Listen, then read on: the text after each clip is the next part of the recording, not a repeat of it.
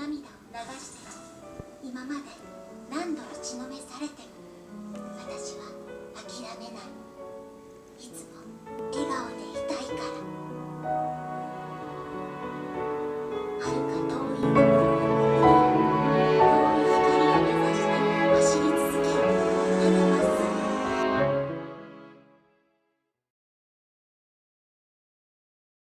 ぐ。Selemat pagi, and welcome to Octo's Corner. I'm your host, Octo, and this is my review of the 26-episode 2011 anime comedy produced by Kyoto Animation and once licensed for physical release in the United States by the late Funimation Entertainment, Nichijou, My Ordinary Life. This is also not my review of Nichijou, My Ordinary Life. However, this is also not my review of Nichijou, My Ordinary Life either. Let me explain. Typically, I exist in a state of mindlessly swimming around down here at the bottom of the ocean, or at least someplace close to it like New Orleans, waiting patiently for whatever entertainment-shaped scraps of human waste gently sink down to me, generally choking at least a few small adorable oceanic creatures on their way. Most commonly, these consist of anime that the rest of the anime fandom have largely forgot or overlooked, though occasionally I do get something which is somehow both interesting and popular, which does wonders for both my analytics and my self-esteem. Now that I've just built up my show, for those of you who are newcomers, allow me to unapologetically inform you that this description has been a waste of your precious, limited mortal time. Because, though I retain my status as Octo of the Corner, to such a degree in fact, that I've decided to use as my set for this review a room which is in the corner of my house, this video is by my own design not a part of the Octo's Corner series, nor is its subject matter limited to that from which the title is derived. Make no mistake, this is a review focused primarily on Nichijou, and I am Octo, but this is not an Octo's Corner video on Nichijou. Confused? Don't worry, I'll explain everything. In fact, I wager I'll explain everything a bit too much for your liking in particular. I've donned my briefcase of Octo-related necessities and abandoned the ocean for this and all future Kyoto Animation videos, which I have just indirectly confirmed to you will at some point in the future exist on this channel, and have additionally chosen to change up my writing and presentation style to just minuscule enough a degree that regular or long-time viewers of Octo's Corner can and probably already have noticed a significant difference between this and my previous Octo's Corner escapades. This is, as I've said, by meticulous design. I did this because I want this, my Kyoto Animation review series, to stand out from my regular content. Frankly, I don't consider it my regular content, but instead an entirely new show, whose name shall be revealed later on in this very video. I additionally chose to, in a writing sense, wear my inspirations on my yellow, blue-ringed tentacled sleeves for all to see. I want this series to be written in ways that allow for me to pay respect to the works of those whom I greatly respect, at times in ways which will border on stylistic plagiarism. And I consider this, in my tiny octopus mind, a clever metaphorical way to represent within the writing itself my respect for the subjects which I'll be reviewing in this series, the works of Japanese animation studio Kyoto Animation. Because I'm certain at least one of you is going to ask, no, there will not be a supercut of this series when it is completed. It is, after all, an anthology of reviews, and not one larger review which I've chosen to split into pieces, like I did with Wonder Egg Priority or the WeCross series. Choosing Nichijou as the pilot to this series is neither strategic nor algorithmically inclined. If asked why, of all things, I chose to begin with Kyoto Animation's least commercially successful program, I could tell you that I've chosen Nichijou to discuss first because it is the least Kyoto Animation production, and because it is also the most Kyoto Animation production at the same time. Or I could just tell you that I promised my best friend of many years, co-founder of the Missing Letter YouTube channel and voice of Serpent in Bibliomania, the fan animation, Connor Keddington, that I would talk about it at some point. And after the general dissatisfaction I feel towards at least 2 videos I've made this year, I felt I should probably actually get around to it, regardless of how difficult talking about Nichijou would be for me personally.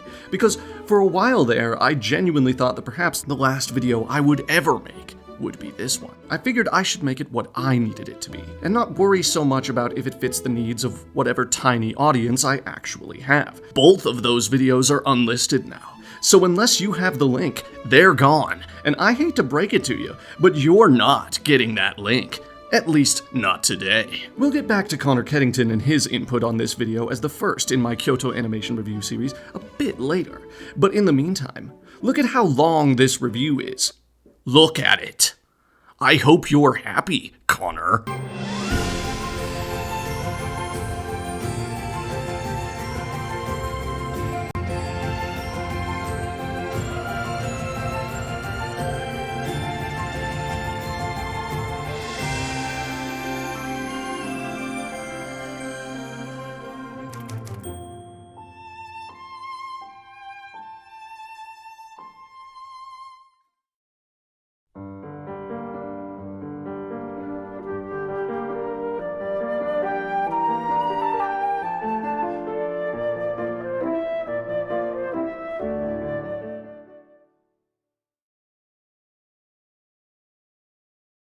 As I mentioned before, I've performed a feat of incredible ingenuity by fooling you all into thinking that this video exists solely to be a video about nichijou, when it in fact serves as a front door pilot to a completely new review series on this channel, one focused entirely on the works of Kyoto-based Japanese animation studio Kyoto Animation. To emphasize the non-chronological, spontaneous manner in which I will be approaching each of the studio's works, I have entitled this series Today's Kyoto Animation Show, or Kyou no Kyoto Anime Show in Japanese. However, before we get any further into this, the historic first episode of Kyou no Kyoto Anime Show, I feel it necessary to go over with all of you my expectations for this evening, as well as all future evenings, afternoons, or mornings we may be spending together in this set, which I painstakingly put together specifically for this series only moments before realizing that I do not yet feel comfortable showing my face on camera for these videos. You see, Kyoto Animation is as much a piece of my identity as it is an animation studio in Kyoto, Japan, which has nothing at all to do with me. And as such, this series of videos, though each designed to be self-contained and more or less focused on their titular subject in nature, will build slowly upon each other in a way that will make it worthwhile to experience each separate episode in order as it releases.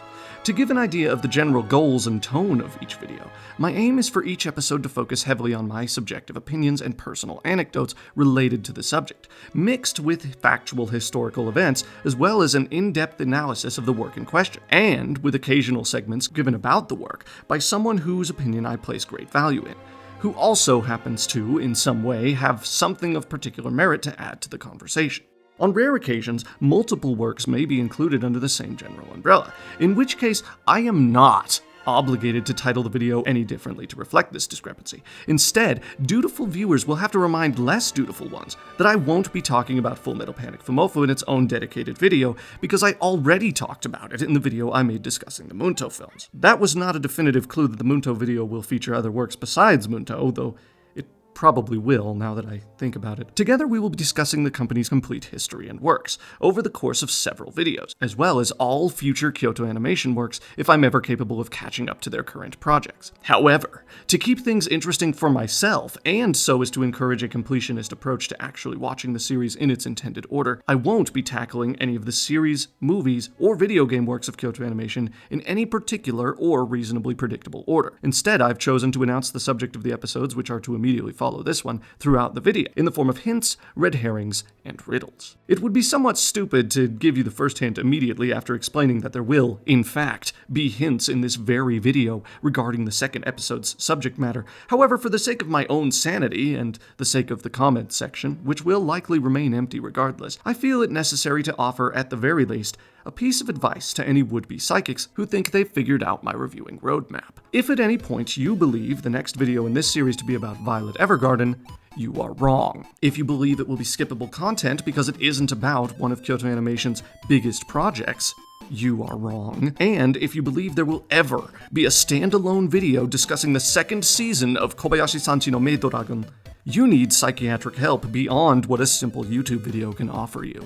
Each video in this series will begin with an introduction to its subject matter for those of you who may not have heard of the work in question, which, despite the notoriety of Kyoto Animation as a studio, is likely going to happen to at least one of you at least once. This will be done early on, in a short, relatively easy to digest manner, and will then be expanded upon after the introduction segment in a segment I've decided to call the Gateway, after the many different prerequisites which we'll need to discuss in order to proceed with the actual review of the actual product, which most of the time I will actually be making the effort to actually physically buy for the sake of the review, so that in the event I can ever make regular income off this series, I can use the purchase of physical copies of Kyoto Animation projects as a tax write-off when I file my taxes. It is also called the Gateway because of the multitude of physical torii gates present at the Fushimi Inari Taisha, a Shinto shrine located nearby to Kyoto Animation's headquarters in Kyoto, Japan. Additionally, the release schedule of this series is not set in stone. I have several non-Kyoto Animation related works in the pipeline of projects I'd like to make in the future, so the release of projects in this particular series will likely come as a result of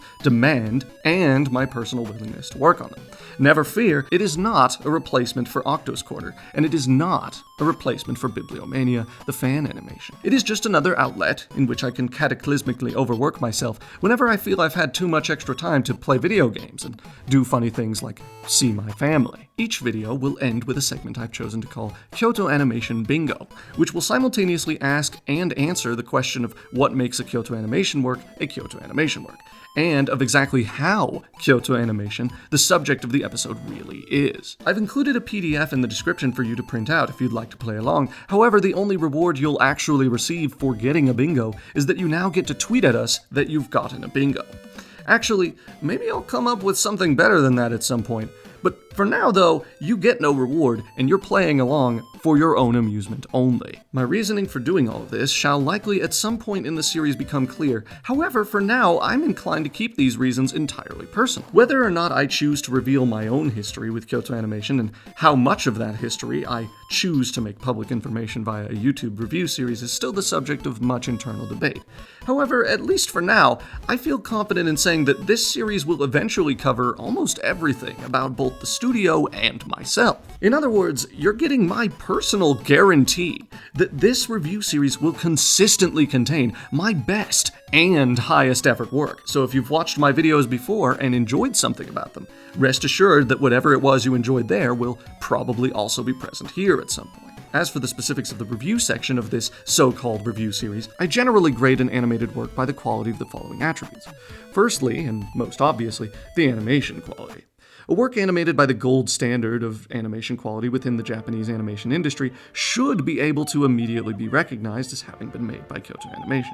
Secondly, and less obviously, its quality of writing. A story is only as good as the way it is told, and this goes twofold for a serialized animated series. Thirdly, the quality of its ishiki. Every Kyoto Animation series, as well as most self-respecting non-Kyoto Animation series which wish fervently that they were Kyoto Animation series, must contain an ishiki, and he must be an ishiki of heart and an ishiki of mind. The uninformed may call this criteria, quote, a load of bullcrap.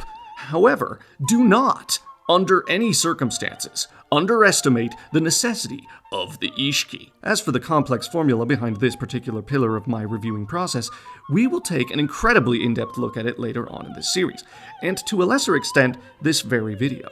Eventually, if you're paying attention, you will know exactly what an ishiki is, and that knowledge will change the way that you look at anime. Fourthly, the strength of its moments of impact. The pivotal moments of the story should be animated and written carefully, so as to cast the largest possible shadow over everything else in the story. Though technically an attribute of writing, I judge this as its own category because of the unique ways in which it being animated adds to this particular attribute, and the impact getting it right or wrong has on the remainder of the series.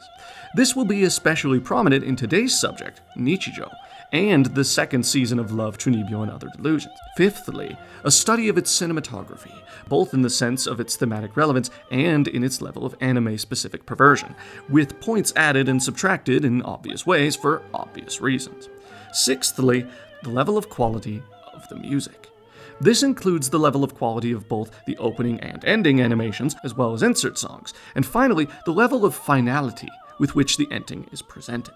In the case of Hibike Euphonium, this is going to be especially difficult to determine.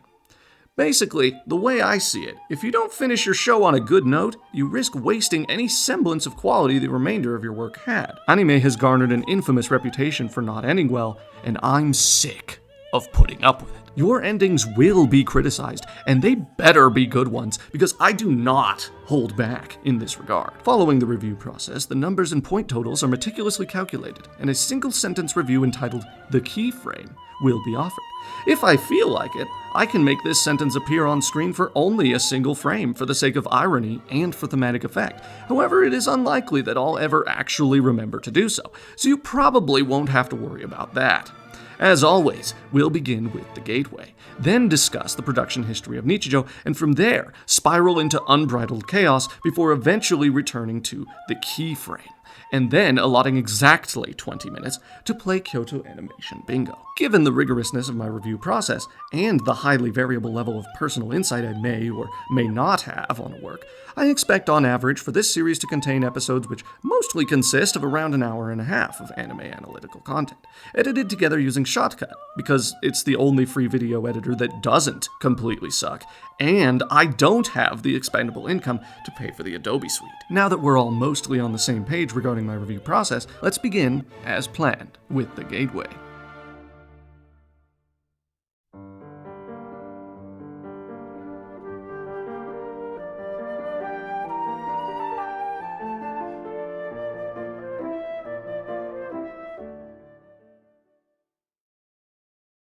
As has become particularly common knowledge at this point, nichijou is not a fully original series, though its anime adaptation does contain a fair amount of originality in its rambunctiousness and pure animated irreverence. As such, logic should dictate that we begin the gateway with the discussion of the source material, and the mangaka behind it. So I have in my notes here that my editor needs to put a vocabulary word on the screen for what a mangaka is, because apparently I thought that someone out there needed a refresher on what that is. I don't think there was any need for that, but I'm apologizing now to my editor that your work here is probably a waste of time.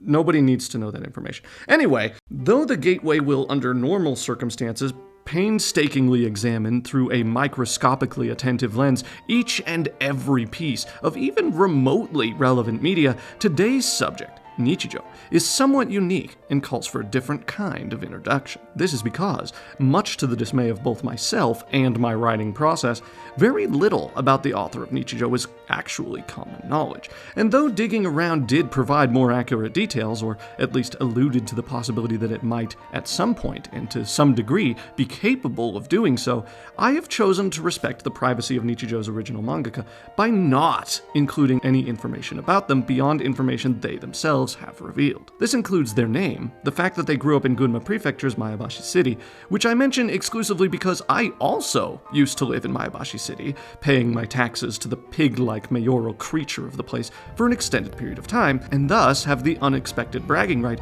of having been to the exact school where nichijou takes place.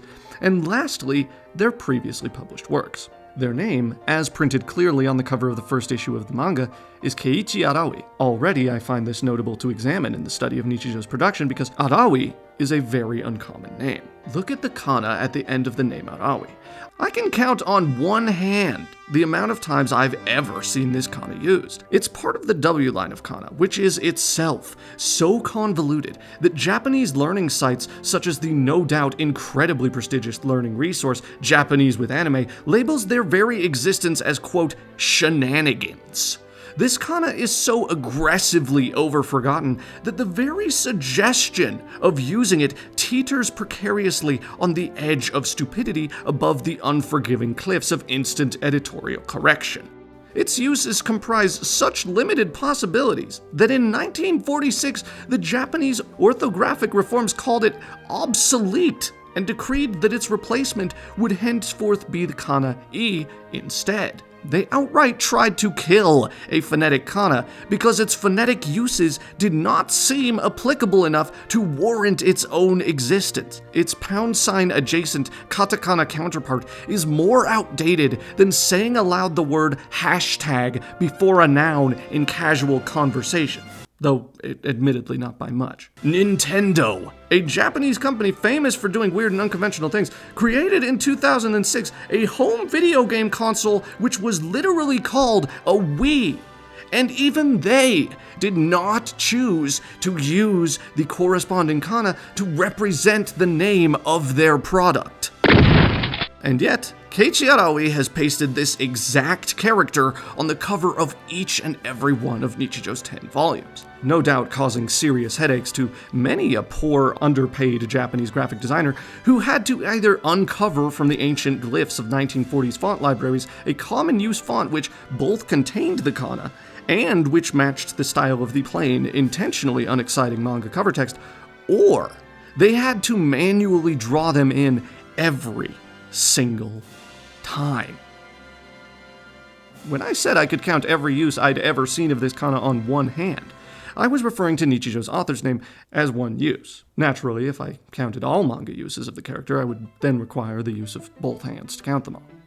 Now, I'm not an expert on the inner politics of manga publishing. However, I have done a great deal of research. More, I suspect, than would be necessary to surpass the knowledge of most North American Reddit users. I've also read the entirety of Inio Asano's Oyasumi Punpun, so I feel at least some small degree of confidence when I say that something as trivial as the insistence upon the consistent use of a kana commonly considered archaic and obsolete would absolutely be the kind of thing a manga publisher would attempt to force a mangaka to quote-unquote fix, unless they knew it was good enough to sell enough to mitigate the slight headache of figuring out how to adequately represent Araui's name on the cover of the tankobon volumes. And now that I've finished taking you on what may very well ultimately be considered to be a Wii tangent, let us explore with the utmost brevity the works of Keiichi Araui under the assumption that each of them are considered generally worthy of sale to the masses. Their first official work to be listed on most sites discussing Nichijou is another manga of similar style and substance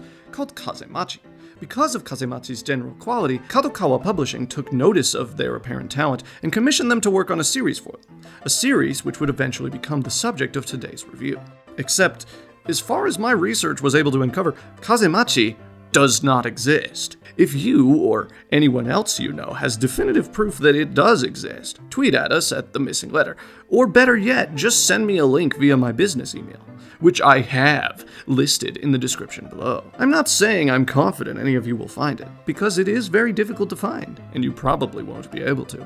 But if you do, you know where to find me. While we're on the subject of irrelevant side notes, my favorite Keiichi Araui work is without question Futari Soccer, a manga which, despite having the sort of name which implies a meaning similar to soccer for two, features with tangible ironic bliss 3 distinguishable characters.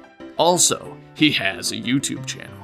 Also, he's probably male based on what I know, so I have decided to stop using they/them pronouns and stick to he, him for the remainder of this review. Though Nichijou's original run ended in 2015, 4 years after the Kyoto animation production produced actual subject of today's review, which somehow has as of yet evaded discussion, Keiichi Araui followed up Nichijou with City, a spiritual successor which is almost exactly the same in tone and presentation, though it does feature a marginally different cast of characters, the most prominently featured of which is a penniless college student named Midori Nagumo, which is extremely relatable to anyone who has ever been or ever will be broke while in college and or named Midori Nagumo. And so, we find ourselves at the point now in this review where we could spiral into a deep philosophical discussion on the nuances and intrigue present in Keiichi Araui's City, though a more concise manner of saying everything I would want to say in that video would be to say that if you've experienced all of Nichijou,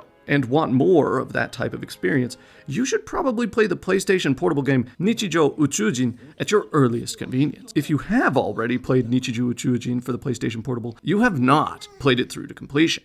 And if you have played it through to completion, you are a liar.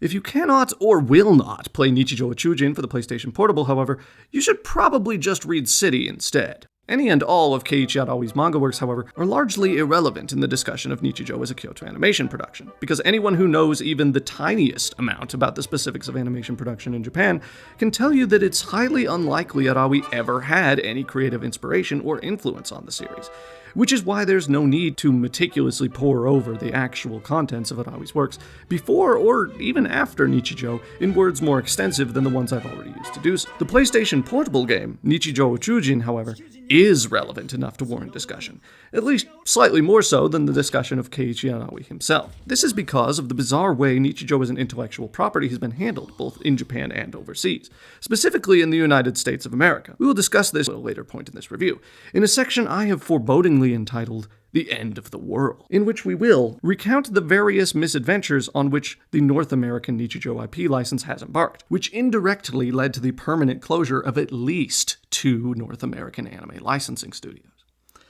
As a personal guarantee, should you stick around until that section, you will learn something about Nichijou that you did not previously know, even if you already enjoy Nichijou enough to make it your desktop wallpaper and your Chrome background. As for my personal experience with Nichijou, knowledge of which I consider to be its own sort of prerequisite to understanding my review of Kyoto Animation's Nichijou, allow me to fill you in on some personal history. Unlike many a typical anime fan, I did not grow up watching Akira Toriyama's magnum opus Dragon Ball Z, the teenage anime fangirl's overbloated masterpiece Naruto, or anything else which frequently appears in shonen magazines like Jump, because my parents did not, quote, believe in cable TV, and by extension, Cartoon Network, the channel on which the American television broadcasts of anime then and even now continue to most frequently occur through blocks like Toonami, did not even exist as mere concepts in the furthest depths of my then anime knowledgeless virgin childhood brain. Unfortunately for my parents, however, I would later come to find out that cable TV is not a religious concept that you can choose not to believe in. Cable TV is a thing that exists, though admittedly it probably won't anymore by the time this review is complete, given its current ratings performances. Growing up without cable meant that most of my childhood cartoon entertainment came either from renting DVDs from my local library's kids' entertainment section, the public broadcast station's PBS Kids block, or the Saturday morning television block on Channel 30, which my older cousins had enthusiastically told me aired Scooby-Doo episodes every Saturday at 7:30 a.m. Episodes which my mom would dutifully record onto a VCR for me because I was still too young to wake up even at 7:30 to see them live. That block was Kids WB. Though for a time I also had access to channels such as Fox Kids. I generally avoided Fox Kids in particular because it seemed to me that Fox Kids only existed to air reruns of the 90s X-Men cartoon, which was a show that even as a child, I absolutely despised, along with most other early 90s art style, overtly Americana-looking television productions. My prejudice against this inherently American art direction continues even to this day, I might add. I preferred Kids WB because, though I was unaware of it at the time, Kids WB just so happened to be airing all of the best possible cartoons when compared to its contemporaries, with few exceptions like Courage the Cowardly Dog or Foster's Home for Imaginary Friends, both shows I would discover and fall in love with somewhere between 3rd and 6th grade due to the aforementioned library DVD offerings, providing me the chance to watch them in small amounts. Kids WB allowed me to watch in real time the syndication of The Spectacular Spider-Man as it aired, which is how I came to be introduced to one of exactly 2 interesting American superheroes. The other one, in case you were wondering, is Batman. The early 2000s anime-inspired, more intense and serious Teenage Mutant Ninja Turtles series also aired on that same block, though I didn't really consider the Turtles superheroes so much as, if you can believe it, mutant ninjas.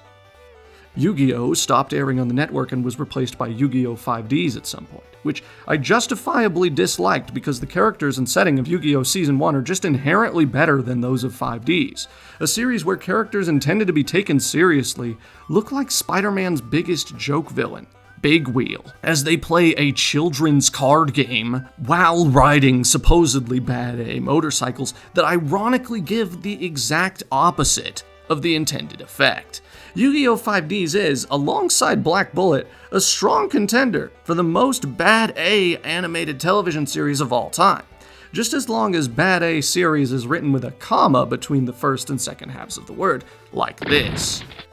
Though Yu-Gi-Oh! And, if I was lucky, the occasional DVD collections of Pokémon Advanced were technically considered anime by the larger anime fandom even back then, because, let's face it, they are anime. Your regular, non-cable television educated PBS and Kids WB watcher like myself would never have even heard the word anime at all, because these programs weren't marketed or translated with the intent of keeping their more Japanese culture-centered origins intact.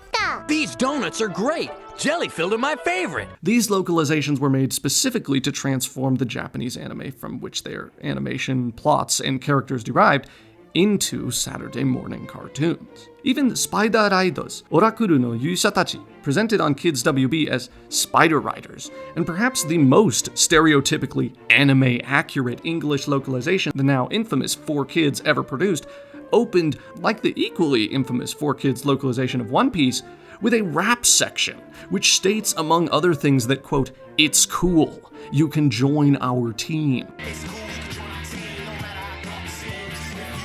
Nothing about these productions even hinted at the possibility that these cartoons, as I believed they were, came from Japan. Heck, I thought China and Japan were literally the same place until I was in the 5th grade. Wow, that's a long time to remain ignorant of basic world geography. So when I say I discovered anime as a junior high student at the age of 13, I feel justified in doing so because I had no reason to assume anything I was watching up until that point was anything other than purely American-made television. I hadn't yet learned for myself what an anime even was. My global awareness was, at that time, literally non-existent. I played Nintendo games on a then brand new Nintendo 3DS, completely ignorant of who was making Super Mario 3D Land and where they were located. Thus, the discovery of anime, made when a friend suggested I watch an animated show they'd recently become a fan of called Soul Eater, provided me with media-based culture shock on a level that my then 13-year-old mind had never, ever known. Soul Eater was everything that contemporary American cartoons were explicitly not allowed to be. Soul Eater had bloody, high-stakes combat, which pushed the incredibly scientific and definitely tangible integer collection known as the cool factor to its then imaginable limits. Soul Eater dared to pace its story in a format that pushed beyond the weakly, formulaic semblance of an overarching narrative and led, naturally, to something more akin to an actual, consistently progressing plot. A plot which, despite its opportune premise and opening 3 episodes setting a clear, unmistakable charted course for episodic storytelling on its 51-episode roadmap, Soul Eater instead routinely expanded upon and pushed forward with comparatively lightning speed. All of this backed up by a stylistic execution which, even by today's anime standards, is tough to outdo. Heck, Soul Eater's opening animation features a 12-second long, continuous, frame-by-frame animation in which the camera travels through its primary setting of Death City and passes by each of its main characters without even once stopping to allow for repeated use frame possibilities until the title card has already dropped. Now that is a strong first impression. Also, the opening song itself is in Japanese and is a complete banger. Shortly after finishing Studio Bones' adaptation of Soul Eater, another recommendation for an animated series from Japan, this time echoing not as a single-voiced opinion, but as a pop-cultural explosion of chorus after chorus of overt, explicit praise and shouts of, "You gotta check this out, man," found its way into my life. In fact, my second willful experience with Japanese animation was with a series which arguably needs no introduction at all: Attack on Titan. Needless to say, my anime fandom was set in stone pretty early on. For those of you left wondering at what point this seemingly tangent-filled ramble relates back to Kyoto Animation and their 2011 adaptation of Keiichi Arawi's gag manga Nichijou, you best buckle your seatbelt, because it already has. You see, what surprised me most about watching Soul Eater was how unapologetically Japanese it was. Cool-looking, obviously Japanese text continuously and irreverently sprawled its way across the screen at moments of particular impact. Body humor and open comments about sexuality remained a consistent trope, much to the delight of my immature middle school sense of humor, and traditionally Japanese ideas were delightfully unlocalized, left open to foreign interpretation as often as possible. Which is ironic, considering Soul Eater and its half-prequel, half-spin-off sister series Soul Eater Not are both meant to be taking place in the United States of America. What I wanted more of was that Japaneseness, that which made Soul Eater so different from what I had seen from animation up until that point. We'll skip past a few of the less relevant details for today's purposes, but in between my beginning to learn Japanese and my immediately growing obsession with watching as much of this exciting new medium of entertainment as I could, my research into the anime community led me to YouTube in search of what else but more recommendations for new anime to watch. where I found one particular anime-related YouTube channel to be more helpful than the rest. In a manner not unlike the hypnotic swing of a pendulum, Glass Reflection and its showrunner, Arcada, cast a sort of intrigue-based spell over me, such that the viewing of Arcada's own anime reviews constituted an incredibly sizable portion of my time on the internet as an early teenager. I watched most of his reviews on an app that looked like an old 60s television. That's how old this information is. More so than what Arcada actually thought of the anime he reviewed, however. I was interested in his recommendations list at the end of each review, a list which seemed, at least on the subject of comedy, to be stuck on one series in particular, an anime series which Arcada seemed to believe was the funniest of all time, though due to complicated licensing issues, he claimed it was unable to be viewed legally or owned physically, which was, even back then, my preferred method of watching shows I already knew I liked, or watching new ones, which I was still making my way through, but already pretty much knew that I liked. If you don't already know what that legendarily unobtainable, funniest anime of all time series was, I'm forced to conclude and thus relay to you what you probably already know, that you haven't been paying enough attention. Look up Nichijou. Nichijou is your show. Never before or since has a comedy anime come quite to these levels of absurdity and randomness.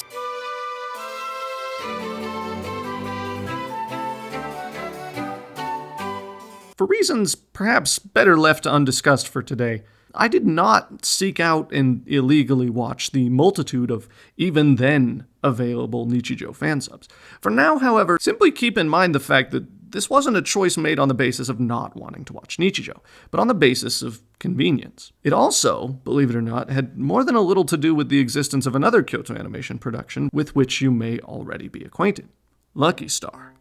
As I said, however, the details of this particular aspect of my history with Nichijou as an anime are perhaps best left to be discussed during a later segment of the review on the basis that they are largely related to Nichijou's existence as an IP, rather than Nichijou's existence as a series. The short version is, Nichijou was eventually released on Blu-ray in the United States of America by former anime distributor Funimation Entertainment on February 7th, 2017, by which time Nichijou's availability was met in my eyes with as much awe and mystique as you'd expect for the, at the time, rare and unobtainable treasure, which was the supposed funniest anime to ever exist, as it was just another anime created by Kyoto Animation, a studio whose complete catalog I had recently aspired to obtain. As of the making of this review, that goal has not yet been achieved. However, I do take great pride in the knowledge that the majority of Kyoto Animation's works are located in some form or another on one very specific white IKEA shelf in the same room as my ill-fated, woefully underused Octo's Corner film set. By the end of Kyo no Kyoto Anime Show's run, I should, in theory, have finally found a way to collect all of them, though I suppose that notion is better left, as with most things, for another day. For now, however, your prerequisite knowledge, which I've deemed necessary for this particular chapter of the Kyoto Animation Review series, is officially complete, and it only took 6,463 words to get here.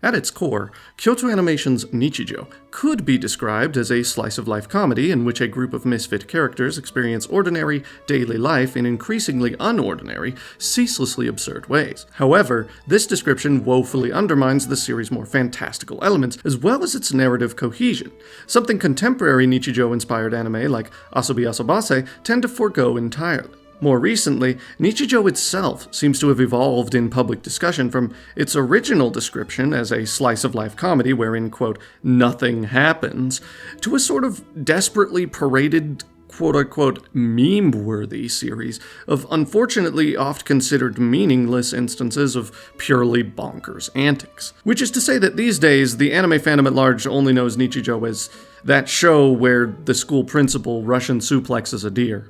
In all fairness to that myopic viewpoint of the series, that moment is quite the standout. A borderline spiritual experience, in fact, to those who didn't previously know it was coming. However, that scene is not the craziest thing that happens in Nichijou. And even if it were, I'm tired of pretending that's all this school principal is capable of or able to be defined by. He also has a bachelor's degree in pornography, which he uses relentlessly at school assemblies to enact what could only be described as visceral torture on those who are unfortunate enough to be present for his rambling, bordering on endless speeches, which are, to him, the summit of Mount Everest in the Himalayan mountains of stand-up comedy, but outrageously unfunny to the point of causing palpable, silent pain to literally everyone else. In fact, the reason his intense battle with the deer stands out at all to those who have seen Nichijou is not because of the fame and reputation of the move itself, nor is it because of the absurdity of the scenario.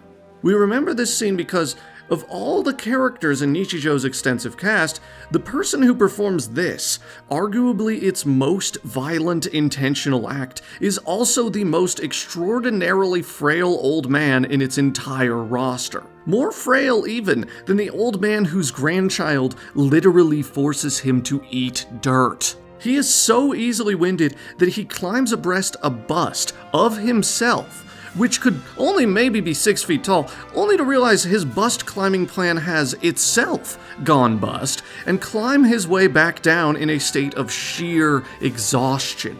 The very same principal who gasps in agony at the sight of a gosh darn bread roll is the same old, over-the-hill man who reveals beneath his carefully maintained suit a bulletproof vest, which he only actually shows off in this one singular moment of extreme distress. Buddy, this isn't even the only pro wrestling power move this worn-out champion of shortness of breath attempts to use in this very scene. Because just moments earlier, the heavenly visage of a trained luchador echoed in his miraculously flawless form as he leapt from atop a statue made in his own image in an attempt to perform on the deer below a body slam. Even at this show of profound effort, this man is met only with failure. And yet, he, of all people, when all else fails, violently grabs the deer with precision rivaling a professional sniper and slams its body with much ferocity directly into the ground. Even this is not the final surprise this moment reveals about the principal, because as his body nears the ground alongside his now victimized opponent, the power with which the deer's body has been explosively forced into the ground causes in its reverberating shockwaves the removal of the principal's last shred of dignity. The hair which defends the area surrounding his bald spot is suddenly and unceremoniously evicted from its former battleground atop his skull. It had been a toupee the entire time. And even this, mind-blowing a revelation as it is not the punchline of this scene. The punchline comes when Yuko, one of 4 main characters, and the only living witness to any of this outrageous chaos, who had by her own actions already been made to stand out in the hall as punishment for distracting behavior during class, re-enters the classroom uninvited and in a mental state drawing near unto delirium before then realizing mid-sentence in front of the class and its teacher that she has no way of explaining any of it. She's got no choice but to give up even trying, and live with the memory of what she's seen today for the rest of her natural life. Knowing all the while that even if she could find a place to start her explanation of the exchange between principal and deer, that no one would ever believe her. Nichijou is all of this, yes, but it is not exclusively all of this. In other words, Nichijou is worth far more than just the sum of its jokes. Nichijou is also worth the sum of its characters. The question of what exact number of members of Nichijou's cast could be considered leads is a complex and layered one, because though the most commonly accepted consideration of Nichijou's leads is that those leads consist of Yuko, Mio, Mai, Nano, Hakase, and Mr. Sakamoto, the amount of dedicated screen time and character focus changes completely from episode to episode. Nobody was going to ask, but my favorite character is probably Nano. Nichijou's cast is inclusive of its entire world in ways that I can't say I've seen before in anything else aside from perhaps the humorous offerings of a humongous entertainment point-and-click adventure game. Sometimes someone's hair is a character. Sometimes a crow that looks kind of like the sharp end of a number 2 pencil is a character. Sometimes a product at a grocery store is a character who dies a death tragic enough to rival that of Maze Hughes. Nichijou revels in giving such well-executed character traits to just about everything over the course of itself that I have literally had conversations where it was argued that a big toe with a USB stick in it was a better character than the guy who pulls pastries out of his afro every time someone questions him about having an afro. Nichijou turns wooden hair cubes into integral story beats, animates with painstaking detail a voluminous selection of perceptibly Japanese, though nonetheless normal, everyday objects constantly, and even manages to use those very objects to make itself into a game for its viewers. I'm not kidding. Nichijou has a game built into itself with a higher difficulty curve than Bloodborne. Basically, it goes like this. Each episode of Nichijou, barring the 26th and final episode, ends with a next episode preview, which, as I understand, is fairly common practice among Japanese anime. What makes these episode previews interesting is twofold. First, that they each feature a different object that had appeared in that very episode and allow it to announce the next episode, along with the occasional terrible pun. An object which is not random, but which really may as well be, given how difficult it is to predict each episode. Second, that they don't actually offer any sort of preview at all. They're just sort of there to drop a name for something. The next time you watch Nichijou, actively pay attention to the amount of hand-drawn and hand-animated objects featured within its runtime, and actually try to guess which one of those objects is going to narrate the next episode preview. This not only increases one's own appreciation for the amount of objects present within Nichijou and the effort that went into putting them into the show, but it also forces one to pay attention as closely as possible to what's actually happening in any given Nichijou sketch. I hesitate to call this game interactive, like I would something like Night Trap or, to a lesser extent, Bandersnatch, but I also hesitate to call this activity devoid of game-like attributes. It feels more like playing a Nichijou video game to attempt the item preview guessing challenge most of the time than it does to literally play the Nichijou video game. In this way, Nichijou objectifies its world in a literal sense. It floods its hand-drawn environments with copious hordes of objects and trinkets, and uses them at regular intervals. Their color, combined with the overall art direction, convey an obsession with the world and environment of Nichijou that, after many years of trying, I believe I've finally figured out how to adequately describe. Watching Nichijou, you get the sense that it probably takes place in the same universe as the Katamari Damacy games do.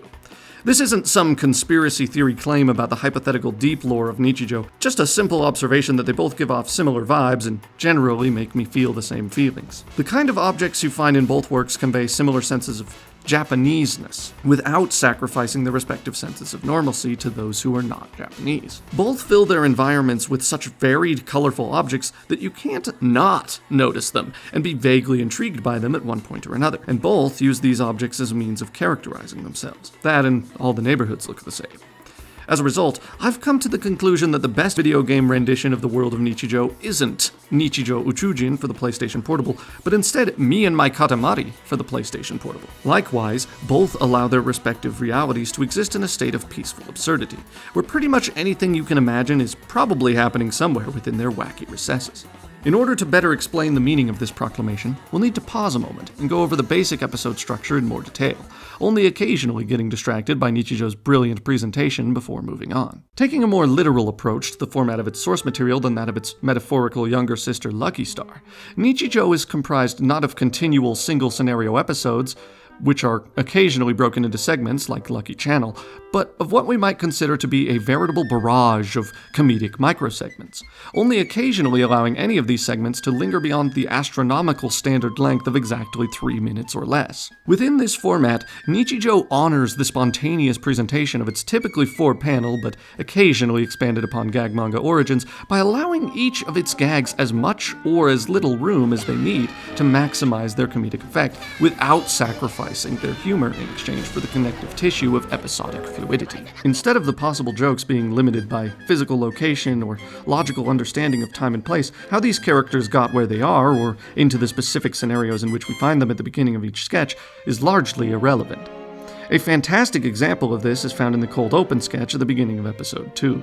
Instead of explaining the rules of the stairway game, how any of these three characters got to this particular flight of stairs, or even at what point they came to the unanimous decision to play the stairway game, Nichijou forgoes all of these establishing formalities in favor of beginning the segment at the exact moment where what is happening becomes relevant to the eventual punchline, the beginning of the game. In other words, the characters are, more often than not, in service to the punchline and not the other way around. And yet, this is where Nichijou's most impressive aspect also becomes apparent, because every punchline, without fail, also exists in service of its characters. Mai Minakami's particular brand of unique spirituality and standout eccentricity is as many times the subject of the joke as it is reinforced by it, as we see clearly in that very stairway scene when she recounts, with unwavering, earth-shattering confidence, a word which contains the meticulously calculated and considered exact amount of syllables needed to reach the top of the stairs and tower emotionlessly over her beloved but far intellectually inferior friends, the incantation of rebirth. The humor is derived in this instance from both the wacky unpredictability of being able to use a gibberish adjacent word to, in one fell swoop, completely end a game intended to last much longer, and from the fact that if any of Nichijou's cast were to be capable of memorizing an incantation of rebirth, it would be Mai Minakami, the same girl who routinely expresses her devotion to the Buddha in ways more devout and obvious than even the most studious of monks. If anyone else had attempted such a stunt, some argument might have allowed the game to continue, and some variation of the accusation of foul play might have emerged in response to it. However, because it is Mai who has done this, the stairway falls deathly silent, as in triumphant winds, Mai proclaims the meaning of her word and takes the victory. This punchline is further amplified when it is later revealed that A, this is not a Buddhist incantation, it's a password for use in a save system present within a Famicom video game, probably an RPG, and B, Mai Minakami had failed to memorize it properly in the first place. She cheated, and therefore she technically lost, but because she seemed knowledgeable, nobody questioned her. They just assumed she knew what she was talking about and let it slide. In this way, we learn small details about each of these characters and how they see each other through every single joke in Nichijou, adding layers to each additional watch-through of Nichijou and making each joke somehow land even better with time and repeat viewings. Nichijou is constantly working double shifts in an effort to both provide compelling characters for its audience and consistently provide them with laughs. And the only time it ever affords itself a break from this strenuous labor is when it is giving the audience a break in the form of a semi-regular and yet nonetheless comparatively rare segment known as Helvetica Standard. Because the majority of the time, the characters in Helvetica Standard never show up or are mentioned again except in other Helvetica Standard segments. There are other abnormal titans among Nichijou's regularly presented segments as well, such as Nano and Hakase's rock-paper-scissors matches and the occasional jump rope challenge, but even these are not devoid of character insight. As a formerly well-respected animator once said, "There's no better way of wordlessly showcasing the difference in character personalities than to animate two different characters performing the same action." And while I, as well as the majority of the animation industry, no longer have any respect for the man who originally said those words, the words themselves do hold a great deal of merit, and are especially applicable to Nichijou's consistently impressive animation, as we can see reflected in each of the different jump rope challenge segments, wherein the approaches, success rates, and reactions of the characters who attempt to jump the rope teach us a great deal about who they are as people. This technique is something which Nichijou constantly pulls off well enough for it to evade detection and viewer distraction, which is, perhaps, its greatest accomplishment as a series. Of course, Nichijou is not as spontaneous as it appears. Every action and joke has been meticulously ruined forever in the eyes of its animation staff, largely located at Kyoto Animation's sister studio, Animation Do, who have heard and pondered each segment and movement of this series more times than even the most devoted worshippers at the no doubt Hakase-designed chapel in the Church of Nichijou ever possibly could. As a result, the best way to understand the accomplishments of Kyoto Animation and Animation Do's production of Nichijou is to understand its staff and their goals for the project. Something I can promise with absolute certainty is not common knowledge, or even readily available knowledge to fans of the series, as literal weeks of dead-end-ridden research expeditions into both the Japanese and English internet have made incredibly apparent to me. Also, before we move any further, I'd just like to point out that no, this company's name is not Animation Do. It's actually Animation Do, just as I've been pronouncing it up until now. Look at the way they spell it in katakana for proof of that before you decide to embarrass yourself trying to fight with me about it in the comments. You will lose. Anyway, initially, I checked the Creator Diaries section of Kyoto Animation's official website, a section wherein animators working full-time at the studio give their thoughts and insights into the studio's current projects. I did this in the hopes that any and all diary entries found in 2011, or even those from a few years prior, would be helpful resources in better understanding Nichijou as a piece of art that exists under a cohesive creative vision, and the goals and struggles that creative vision and its team set and faced. However, even using the Wayback Machine, the archives of Creator Diaries on Kyoto Animation's website only traced back to the beginning of 2020, meaning that even if insight from that era in the studio's history ever existed to begin with, there is no currently available archive through which those older messages and entries can be viewed. Likewise, any and all research I performed elsewhere online proved unsuccessful, as Nichijou-related production information is, apparently, either classified by law or completely forgotten and willfully ignored.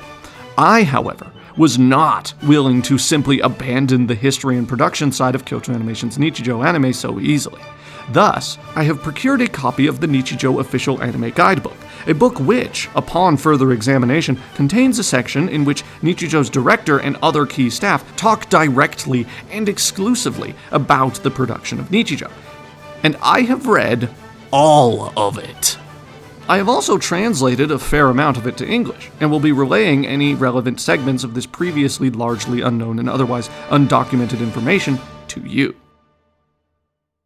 I will be doing this largely as it becomes relevant through on-screen translated quotes, though noting mistranslation as a possibility will also be including the quotes in full Japanese, so that they can be interpreted by those who have more experience with the Japanese language than I do.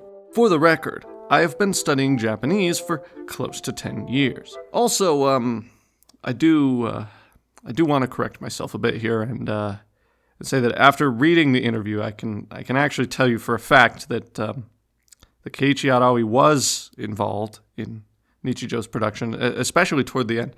The staff at Kyoto Animation worked with him directly and asked for his input pretty regularly, and yeah.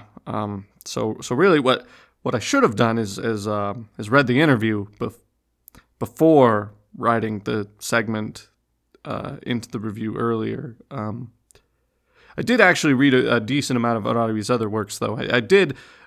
What I'm saying is I did what I believe is an adequate amount of research on Keiichi Arawi anyway. I wanted to make it clear that he was involved. The entire last 26th episode of Nichijou, that was his idea. Also, to give myself some extra credit, they did also talk in that interview about how the time skips, the pacing, that's what I'm looking for here. They talk about how the pacing was deliberately and very, very carefully put together so as to allow the jokes of the original work to remain intact.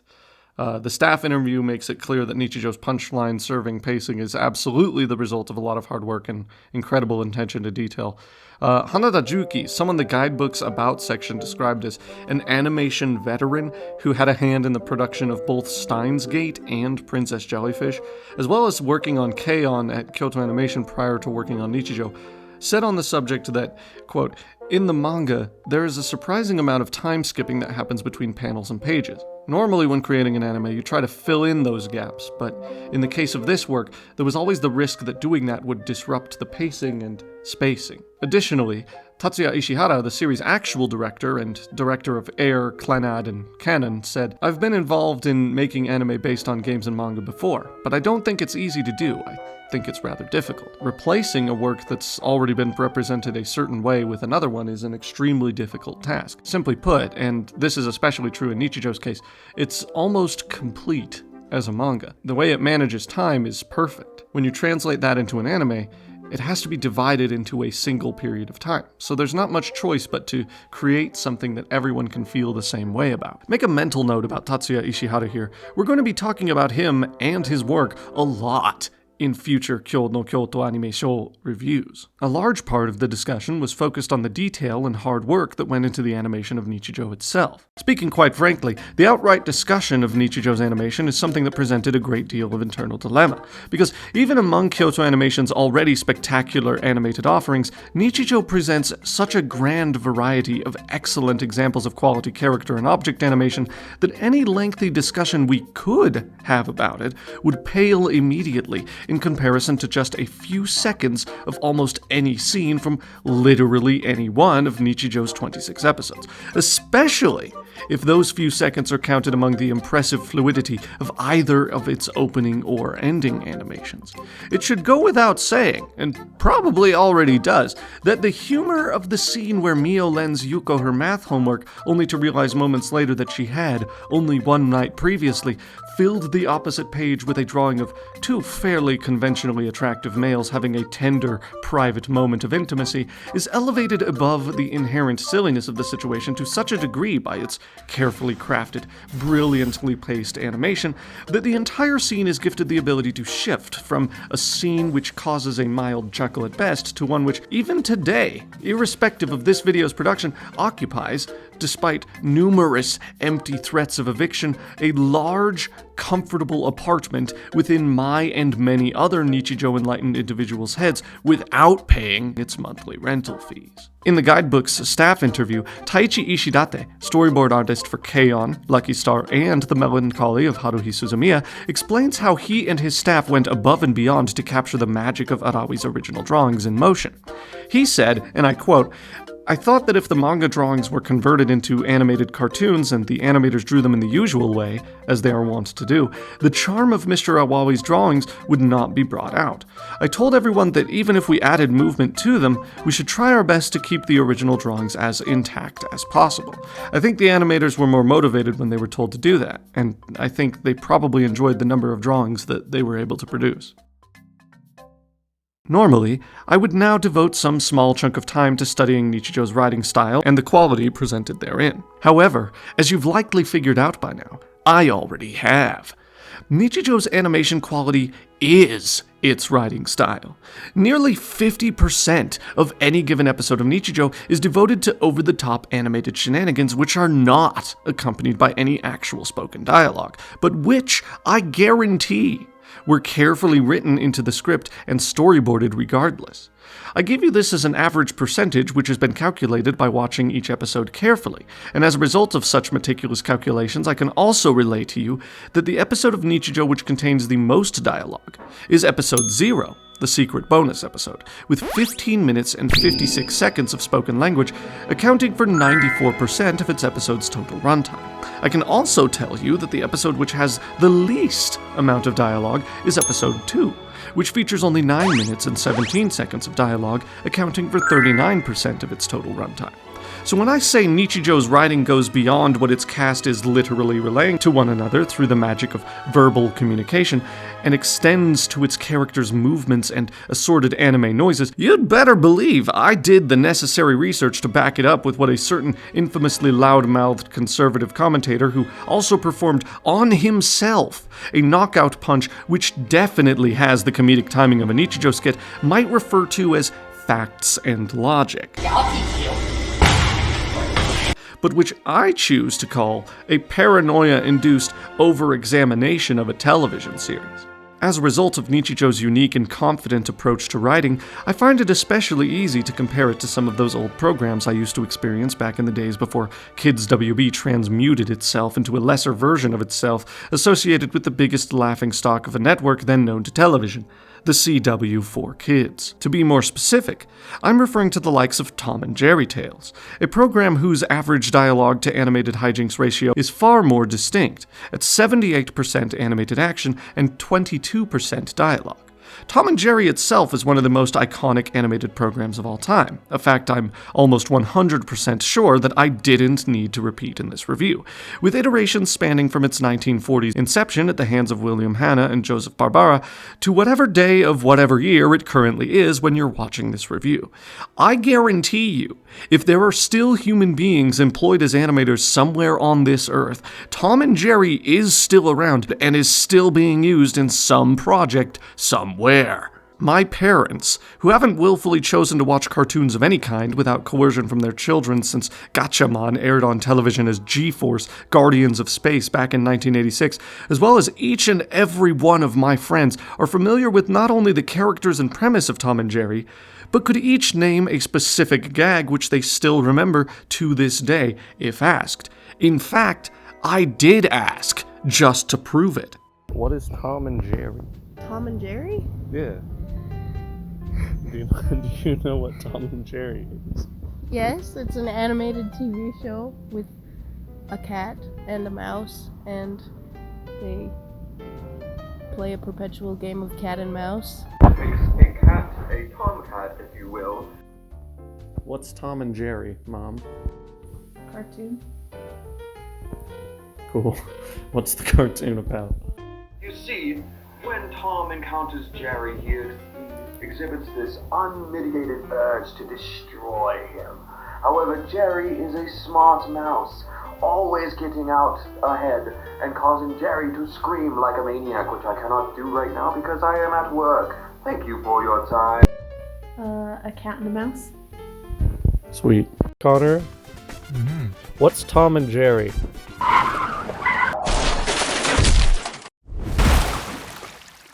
Tom and Jerry is a Hanna-Barbera cartoon from the 30s and 40s, and it's about a cat named Tom, and he chases a mouse named Jerry, and it's episodic, and there's lots of slapstick between episodes, and it's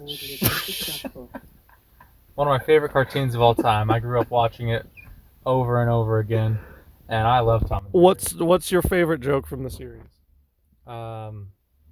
I like how Tom just randomly screams and yells sometimes. Some of the voice clips they use are amazing. Among all of this, one specific kind of humor continuously came to mind, enough so that you could argue Tom and Jerry had invented it if you didn't know any better. It's a term which many have already applied to nichijou, but one which I intentionally did not let myself use until precisely this moment.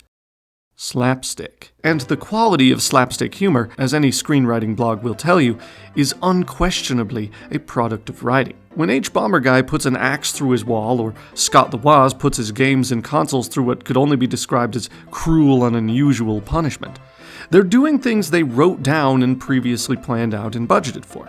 This moment was planned. Nothing you see in professionally edited content is spontaneous, and it's that ability to convince you, the viewer, of its spontaneity that makes it professional. That's the joke. Helvetica Standard.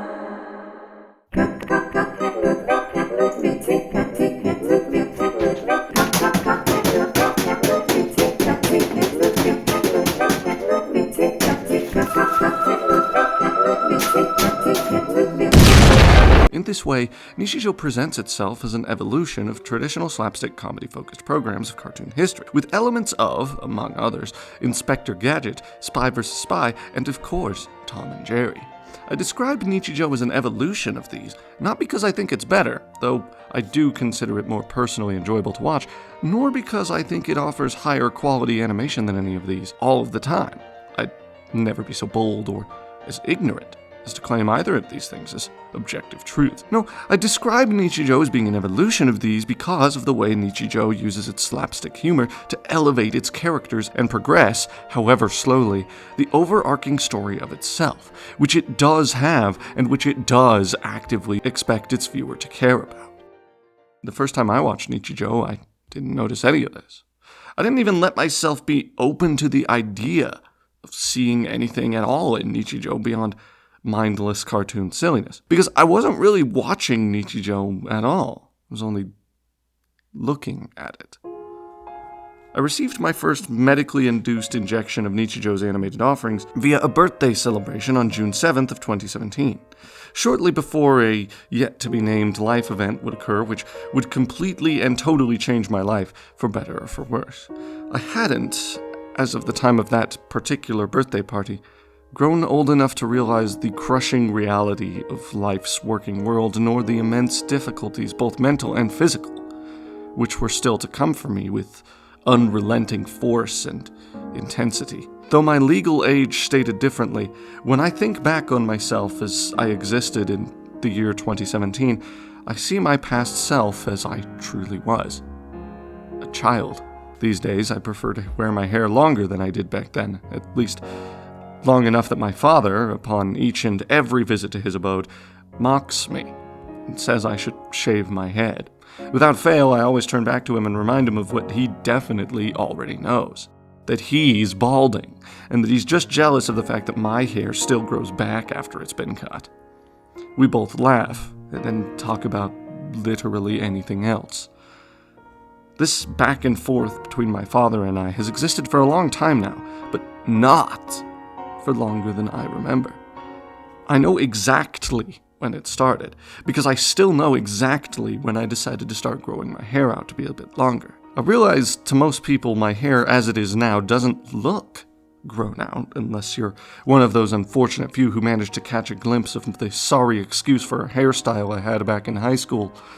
But I promise you that the change is large enough between now and then that anybody who knew me before I grew it out wouldn't recognize me if they saw me today, as was proved definitively in the year 2023 when I ran into a former school teacher of mine while working as a substitute teacher in my local school district. After some talking, she did actually remember me. She just told me she hadn't recognized me since my hair had been substantially shorter back when she had been my Spanish teacher in high school. She asked me, "Oh, Kaden, how did that whole studying Japanese thing work out for you?" I told her it had gone great, that I had actually just returned from living in Japan and had recently graduated from a Japanese language school. I told her thank you for being patient with me while I struggled and failed trying to learn the Spanish language in her class, and that it was that introduction to learning foreign languages that made me feel like I could take on a language like Japanese in the first place.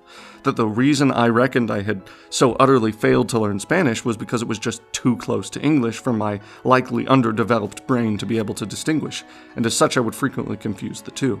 She seemed to understand what I was trying to say, and she said that one's first foreign language experience is important in forming the habits of language learning, and that she was happy to see that I'd pursued linguistics to such a degree as to actually live in a country that isn't the United States of America on my own.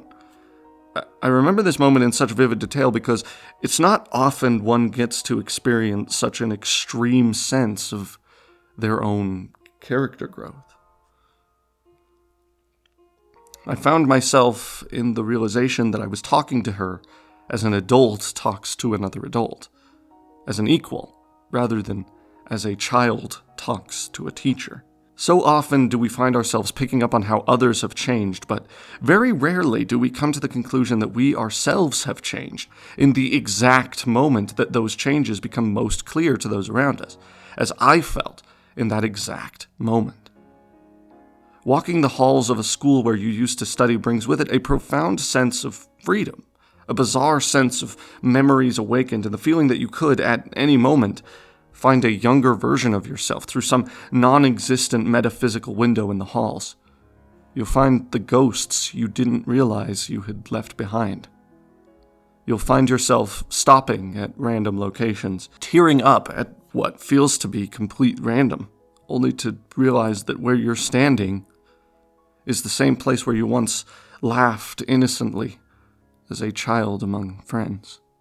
You'll find the dreams of your younger days completely intact as a shattered version of yourself laments why you never chased them with the vigor that you now realize you probably always had. The reason I let my hair grow out to the length it is now is because some part of me wanted a way to confirm to myself that I had, in fact, changed in some way from the person I used to be. When people ask me why I chose to grow it longer, I usually tell them that it's because I wanted my hairstyle to match the hairstyle I had always given the version of myself I drew on paper, or that I wanted to match the hairstyle Scott Pilgrim had in the comics. Perhaps, understandably, I never really felt like getting into my reasons for having what most people wouldn't consider longer hair in an otherwise casual conversation. On June 7th, 2017, my hair was still short, and I was content to see Kyoto Animation's production of Nichijou as nothing more than good study material. At the time, I still labored under the delusion of one day becoming an animator, and because of so many recommendations at the hands of one glass reflection, I believed I knew that Nichijou was very well animated, and therefore, I surmised, worth watching simply to study and learn from, though ultimately not to be taken incredibly seriously. As a result of what I believed to be the historic day when Nichijou finally received a legal home video release in the West, I was not shy about talking up the release of Nichijou as a historic event in the world of anime Blu-ray releases. And looking back on it now, yeah, the release of Nichijou on Blu-ray was most assuredly one of great historic importance in terms of Western anime releases. That being said, I most assuredly did not consume it in the intended viewing order in 2017. I knew who Kyoto Animation was. As previously mentioned, I had already desired to complete a collection of their works by that point in time. So as far as I was concerned, acquiring Nichijou on physical Blu-ray was not so much something I wanted to do, but more of a necessity. Something I would likely always view as some strange anomaly among Kyoto Animation's offerings as a studio. Back then, I thought of Nichijou as a standout because of its art style and overall comedy-driven series direction. The least Kyoto Animation show, I called it. Over the summer of 2017, I watched the way the characters moved on screen during Nichijou's opening credits and saw in my head frame counts and movement techniques rather than living, breathing characters. I watched episode 1's depiction of one of the characters who I would one day in the far future describe as being among my favorite fictional characters of all time, and a sprint to rescue her breakfast from the clutches of a stray cat in a nuclear explosion, observing beforehand only that she's about to crash into a random passerby.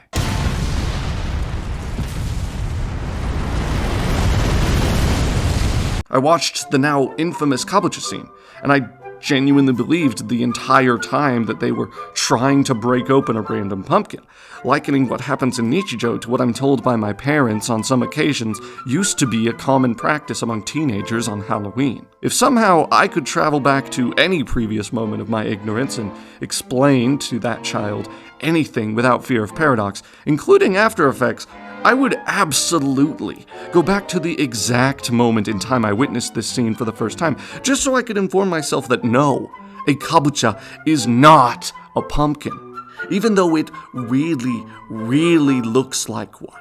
And it takes a ton of work to cut into one of these, because they're really freaking tough. So no, the characters are not just trying to engage in a little pumpkin destruction in this scene, they're just trying to get a kabocha to split open. Side note, if you want to carve jack-o'-lanterns in Japan, please don't use kabocha. It's not going to be fun. It's going to take you like 5 hours. Just don't do it. They're not actually hollow on the inside like pumpkins are. I watched Nichijou for the first time with no intent to study or learn from it anything of any great impactful value other than to observe its illusionary movement patterns in some brazen attempt to one day be able to copy them. To be able to, at some unknown future date, animate my works at a similar level of quality to those of Kyoto Animation. What I was incapable of bringing myself to understand then was that my animations would probably never reach that level of quality. In fact, as of the time of me writing this review, I know that any and all animations I create, even as an adult who actively practices animation, can never be as good as Kyoto Animation's works. I hate to break it to any young prospective animators who may be watching this video, but your animations won't ever be as good as Kyoto Animation's works either. I'm sorry. It's just not something you, I, or anyone else can ever possibly achieve. Not even Kyoto Animation itself can ever be as good as it was when Nichijou released. The studio and its staff have all undergone such extensive changes since then that there's no possible way to even begin to compare what it does now with what it used to do. Kyoto Animation is not so young and naive as it used to be in its younger years. This is to say nothing of overall skill level. Even the likes of James Baxter himself, animator of one of Walt Disney Corporation's, to this day, most impressively animated scenes, which is still actively studied by animators the world over, literally is not as good as someone like Hiroyuki Imaishi, animation director of Tengen Toppa Gurren Lagann, and more recently of projects like Promare. These two are so distinct from one another that they can't be compared on an objective level without a complete abandonment of the concept of stylistic choice or directional creativity. You cannot simply say that Beauty and the Beast is better animated than Promare is, because it's not like Promare set out to create the famous dance sequence and that the results of those efforts became Promare. Likewise, I get the feeling that if anyone... I'm shutting this door because you are where the echo is coming from. Yeah, that's much better. Likewise, I get the feeling that if anyone attempted to tell James Baxter what a chromatic engine is, his eyes would probably start to glaze over. I can't say for sure, obviously. I haven't ever spoken to James Baxter myself, but I have spoken to Don Bluth before, though. I'm not saying Don Bluth knows me by name or anything, just that I happen to have had an opportunity to talk to him about animation before. He definitely does not know what a chromatic engine is. I will never be as good an animator as any of these people. When I one day lay rotting in some wooden box or urn somewhere as a corpse or pile of ashes, absolutely no one will ever describe my animation skills as having been better than anyone's. If animation is mentioned at all, I imagine the most anyone would think to say is that at some point I had dreamt of one day becoming a professional animator. This is something I have no issue accepting today as objective fact, but if someone had told me that as a child watching Nichijou in the summer of 2017, I would have gone to great lengths to tell them otherwise, that one day I would be working at some prestigious anime studio in Japan. I'd say this knowing how rare a job that actually is for an American. Knowing full well that to make that happen, I would need to work harder than I thought even possible, and that I would be doing it purely for the love of the craft, rather than for any real monetary gain. I thought that I wanted it bad enough to be willing to put myself through all that in order to get there. These are all noticeable changes to me now because of the amount of time which has passed between 2017 and now. But in the moments where I changed the most, I largely noticed nothing at all. What I didn't notice in 2017 when I watched Nichijou to look at it, instead of watching Nichijou to watch it, was that Nichijou itself changed. It changed all the time, and it did it right in front of me without me noticing anything at all. I can see now, for example, that Nichijou's art style was significantly altered from Keiichi Arawi's original work to fit in alongside Kyoto Animation's other works while remaining recognizable as an adaptation of Nichijou by character designer Nishiya Futoshi. Nishiya Futoshi was also the character designer for Hyoka, one of Kyoto Animation's most Kyoto Animation productions. Nichijou does not actually have a simple art style. It just uses the illusion of simplicity in its art direction, so as to keep the flow of movement easily readable at all times. Actually, that's something I could argue that modern animated programs, oft praised specifically for their animation, could learn a lot from: movement readability.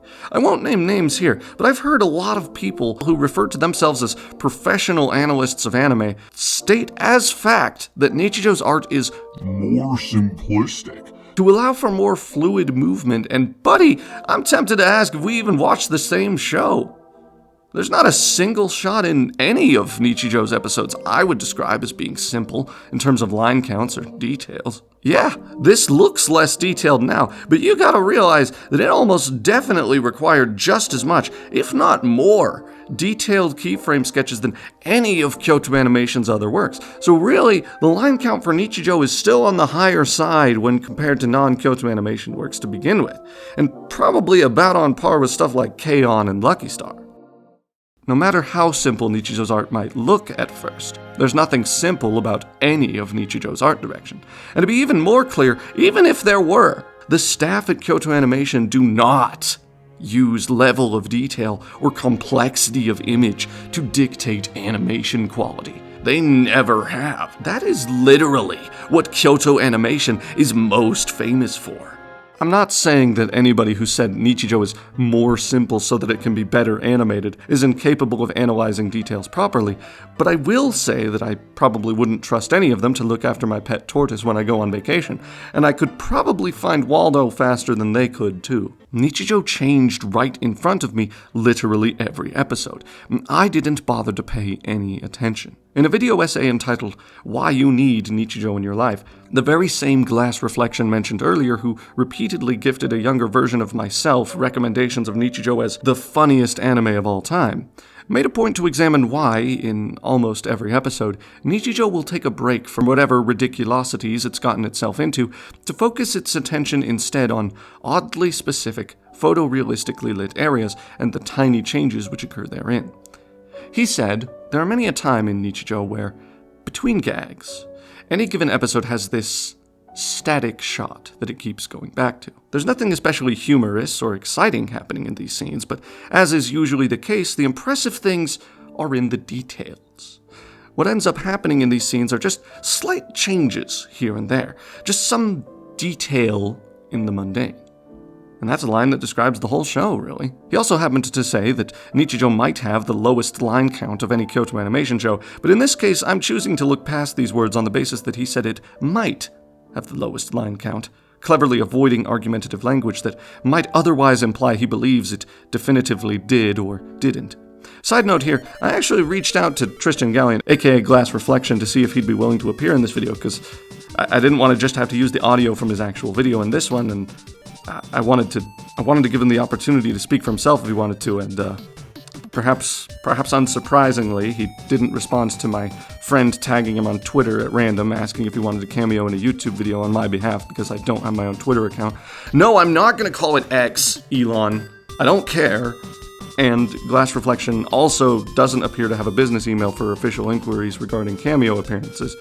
But since I know, Tristan, that you're not only watching this video made by someone with less than 10,000 subscribers who has literally nothing to do with you, but also definitely wish you had decided to cameo in it, my business email is in this particular video's description, and you can talk to me whenever you want. Nichijou's manga changed too. It stopped being Nichijou, a story about high school shenanigans, and started being City, a story about going away to college. Halfway through the anime, Nichijou's opening completely changes. I didn't even know Nichijou had a second opening when I first watched it in 2017 because I didn't bother watching all the episodes in order all the way through back then.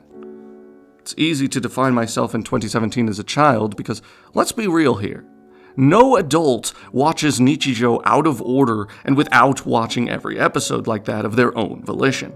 That's behavior you'd expect only from either a child or some sort of deranged freak. Just about the only change in Nichijou's formula I did notice in 2017 was its Helvetica Standard segments. Named after this font and presented in a style of art, music, and comedic direction which differs too significantly from what Nichijou usually looks like for even the likes of myself in the summer of 2017 to remain ignorant of. Nowadays, while watching Nichijou, I find myself with a mild sense of delight every time that off-key, AI voice-esque little splash screen interrupts my ordinary life to inform me that it's time for yet another Helvetica Standard segment. It makes me feel this way, partially because I know that off-key, AI-sounding vocal work which precedes each Helvetica Standard segment was absolutely not done using AI. Someone somewhere was actually hired to stand in a professional-grade sound recording booth and intentionally exclaim, off-key, the name of one of the most basic type fonts ever created. Helvetica Standard. Actually, the Helvetica Standard segments always reminded me of Obake-chan, the short film from the Japan Animators Expo. I think it's the music, probably, but specifically Helvetica Standard always kind of reminded me of those scenes where the D&D quality depictions of what you could loosely call a adventurer's party try repeatedly to win a sword from a vending machine, only for the titular Obake-chan to immediately thereafter win a sword for herself and keep it for herself, literally every time. Helvetica Standard has that kind of aura to it a lot of the time, I think. Aside from Helvetica Standard, other nichijou segments which serve to better its pacing by providing the audience with a break from its unrelenting microsegment-oriented comedic insanity include the much-coveted Word Time, in which literally any member of Nichijou's cast, already established here to be quite extensive, will just kind of exist at some randomly selected location from Nichijou's neighborhood. A depiction of a neighborhood in Gunma Prefecture and a fictionalized carbon copy of the neighborhood that I literally used to live in will make up some sort of very sophisticated sounding piece of poetry, which just as often equates to actual tidbits of wisdom as it does express to us the essence of pure, unadulterated bullcrap. I want people to look at me and think, oh, he looks pretty cool. These instances, too, gently poke fun of the characters while also telling us more about them. Nichijou also, on even less frequent occasions, stops everything so that Yuko and Mio can mildly annoy Mai with some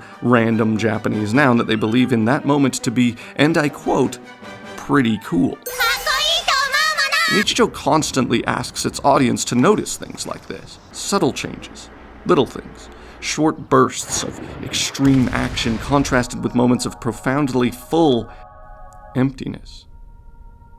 Nichijou wants us to understand something that I think most people go their whole lives without understanding. Nichijou wants us to think ponderously about the necessity of change.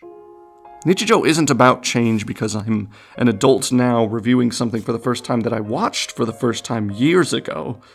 Nichijou isn't about the necessity of change because I wished for it to be that way. Nichijou was always about those things. I just hadn't noticed it back when I first experienced the series in the summer of 2017 because I wasn't paying attention.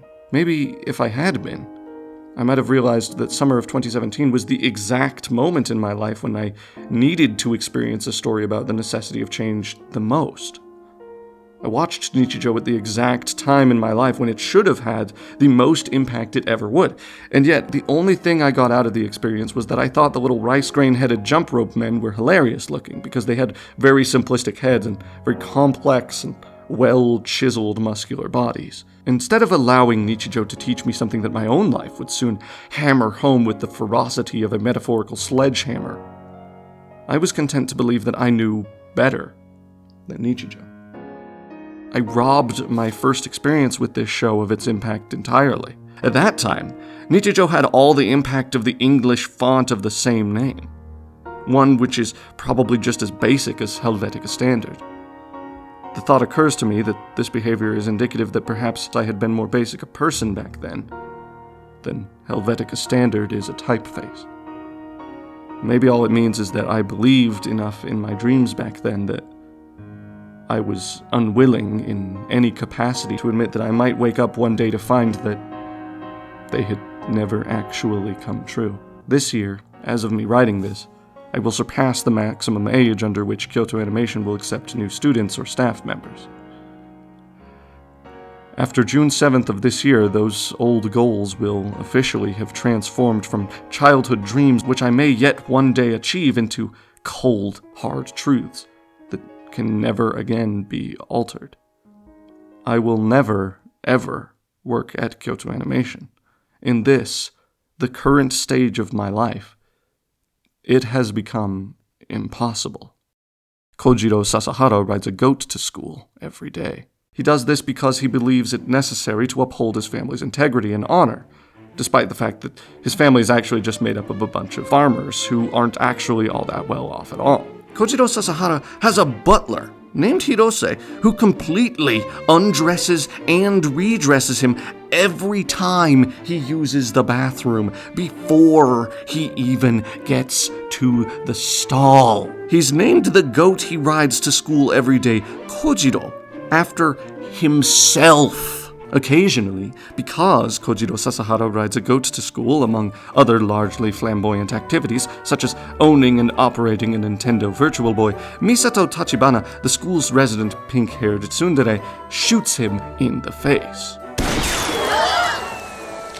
Misato Tachibana is secretly in love with Kojiro Sasahara, as is one other character, Mio Naganohara, one of Nichijou's supposedly main cast members. This unspoken high school love triangle results in absolutely no instances of melodrama. Mio Naganohara engages in a pastime hobby in which she draws erotic manga about homosexual men with extreme passion and detail. As the audience, we are subjected to many of her drawings, though none of them ever truly cross the line into what you could consider sexual content. Mio Naganohara is friends with some otherwise largely friendless individuals.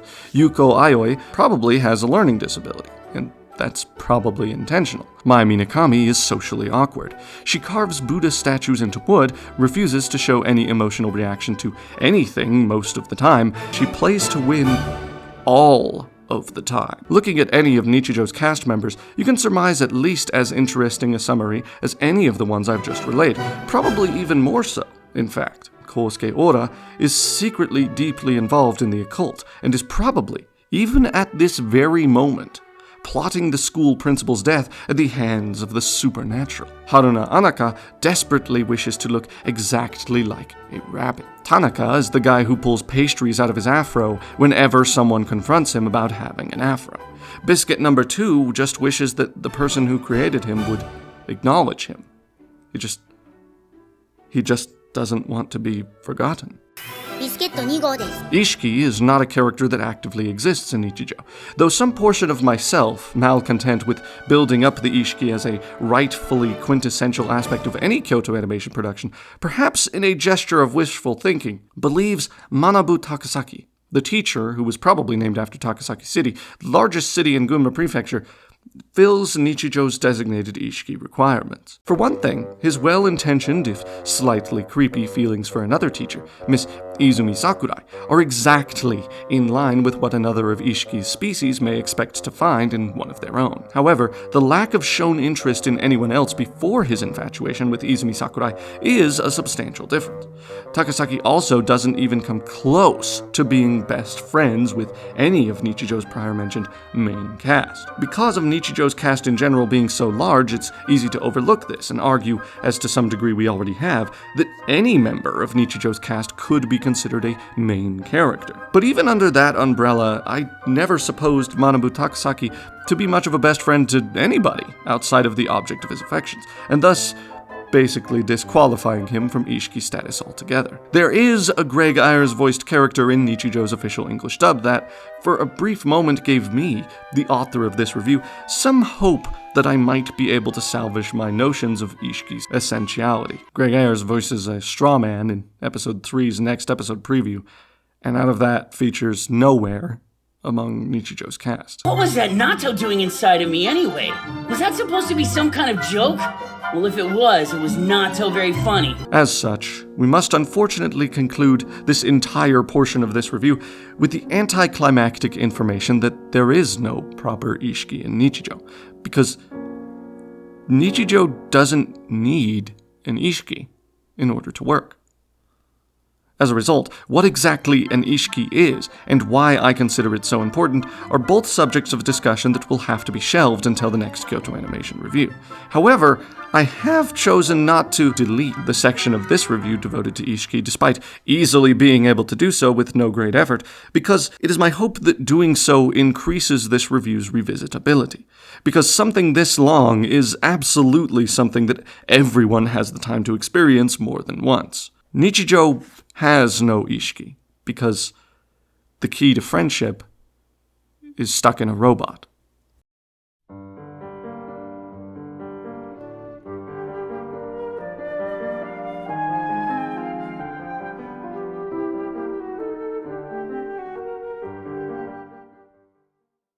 One particular aspect of life in Japan that consistently and relentlessly caused my wallet high levels of the budgetary equivalent of HP loss is the sheer number and variety of physical novelty goods catered towards pretty much any intellectual property you can think of. The Japanese word for this is guzu, literally goods. You could go to Japan right now and, providing you knew where to look, find goods for literally any animated series your heart desires. I say this with absolutely no hyperbole. Sankoreya Undying Love has goods available to purchase. And that's a show that, like, maybe 2 of you have ever even heard of, and, like, maybe, at the most, 3 Japanese people caught on TV by accident at 2 a.m. one time. Of course, given Nichijou comes to us from Kyoto Animation and Animation Do, its offerings in the goods category are particularly bounteous and particularly novel. During the time prior to any actual writings on Nichijou, where I forced myself to do an unhealthy amount of research, I managed to track down proof of what I thought to be some pretty interesting Japan-exclusive Nichijou goods, and determined, upon the moment of their discovery, to, at one point or another in this review, relay the details of a select few of those goods' existence to you. Barring the discussions of figurines, Nendoroids included, some of the goods offered during Nichijou's broadcast included, among many other things, a Nichijou-branded physics textbook, illustrated by Kyoto Animation staff, which was followed up sometime later by a textbook focused on general science instruction and basic chemistry. Character-specific wristwatches themed to Sakamoto, Hakase, and Nano. Of particular note is the wristwatch specific to Nano, which features nothing at all and is just skin color. The Nichijou IP may have birthed humor more effective than this wristwatch, though I gotta be honest, I'm not sure I could tell you what that humor is, even if I were to be held at gunpoint. A hoodie which seeks to replicate the joke from episode 1, in which a raw slab of salmon meat lands directly atop Yuko Aoi's cranium. It does this by placing a disappointingly low-res JPEG of a salmon slab on the hood itself, so that every time the wearer puts the hood up, it just looks like they have raw salmon on their head. So, originally I was going to do this thing where, after telling you about the low quality of the raw salmon JPEG, I was just going to cut to myself standing here, and I would be wearing the hoodie. And I would tell you how much I spent on the hoodie. Like, this hoodie was $60. Because they were actually literally charging pretty close to $60 for it online, but I could not find the salmon hoodie anywhere, no matter how hard I looked. So instead, I'm just wearing this regular hoodie. This hoodie was like maybe $15.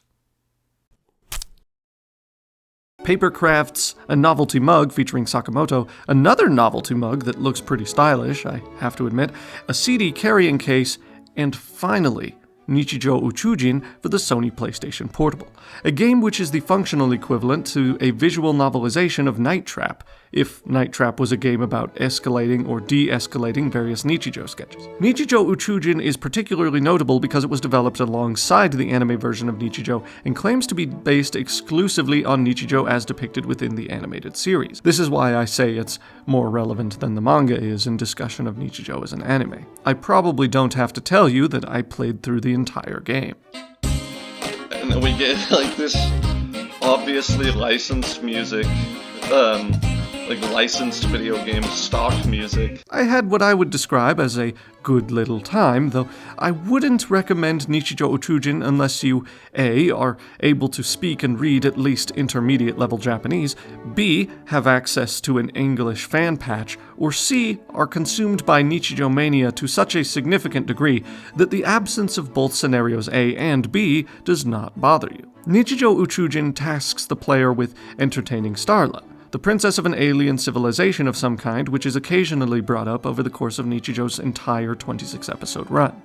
This civilization, a visual and thematic mix of The Legend of Zelda: A Link to the Past and Hayao Miyazaki's Castle in the Sky, as well as its importance to Nichijou's secret plot, are not the subject of this review, so I won't mention any of the intricate politics and character drama that make up its presence in the anime any more than I already have. However, I will explain how Nichijou Uchujin for the Sony PlayStation Portable actually works, in an effort both to satiate viewer curiosity and to make the multitude of hours spent playing the game feel slightly more worth it. Nichijou Uchujin sees players act as intergalactic television broadcast agents in an attempt to keep the princess, this princess's name is Starla, she was mentioned earlier, from mercilessly killing hordes of her own people in her boredom. Television broadcast systems have been hidden all throughout Nichijou's most iconic locations. However, the player is not capable of simply switching the cameras around at their own discretion, nor of directly interacting with any of what they see, except for at very specific moments. Instead, players may select a scenario to eavesdrop on once every 20 minutes, with each scenario's conclusion pushing the in-game clock forward 20 minutes and allowing the player to move on to the next one. After an hour in-game has passed, the princess will pause to inform the player of how poorly or not poorly they're doing at entertaining her, in a section the game refers to as Dead or Alive.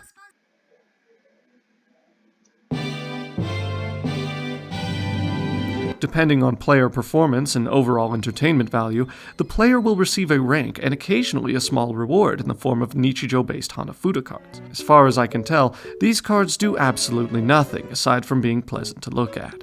Rank poorly, and the player will lose soldiers as the princess attempts to create her own Philosopher's Stone without the aid of a transmutation circle. Ergo, as a player, the lives of these literal faceless goons is entirely in your hands. How entertaining a segment is to watch is determined by a small degree of player interaction.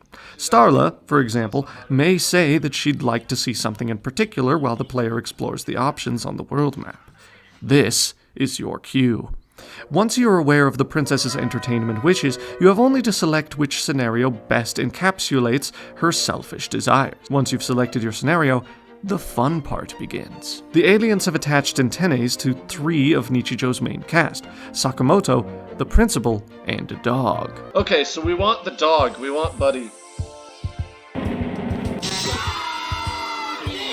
Yeah. The dog, actually, side note on the dog, he looks like, I mean, he's a Shiba Inu, right? Like, obviously, of course, he's a Shiba Inu. But his name's Buddy, and like, whenever they call on him, like, the characters just yell the name Buddy out loud, right? And so, I don't know, it just always made me think of the Air Bud movies, and how the dog in those is just named Bud or Buddy. Air Bud was a weird franchise. I think it was good though. It was like this. There was one about volleyball. Had a parrot that would sing a cat food commercial. Does anyone? Am I the only one that remembers the cat food? The whatever kibble. It still plays. That song never left my head. I wish it would sometimes. Each of these 3 has 3 possible effects they can have on any of Nichijou Uchujin's numerous scenarios, and as a result, selecting the proper character is crucial in ensuring that your outcome matches Starla's mood. Listening carefully to Princess Starla's cryptic hints, the player must then rely on the mercy of the roulette wheel to select the correct antenna wielder for their chosen scenario. While at first, the roulette is easy to manipulate, each in-game hour sees the roulette wheel's speed increase exponentially, making the selection process much more engaging and difficult, to the point that by the game's end, it may as well be randomized. Once an antenna character is selected, the scenario will begin, playing out without interruption until the precise, predetermined moment when the scenario is meant to be interrupted. Scenario interruptions are called gaki moments, which is an abbreviation for a long collection of Japanese words, but we needn't worry about their meaning today. During a gaki, the player must listen carefully to Starla's desires and alternate rapidly pressing buttons on their Sony PlayStation Portable to ensure the desired results come to pass. In this section, one button press increases the bar for each temperature by 1 segment. However, segments also appear automatically at a set speed, allowing things to play out in some way should the player touch no buttons at all and simply allow the timer to run out. The temperatures listed are meant to denote the way a situation gets resolved.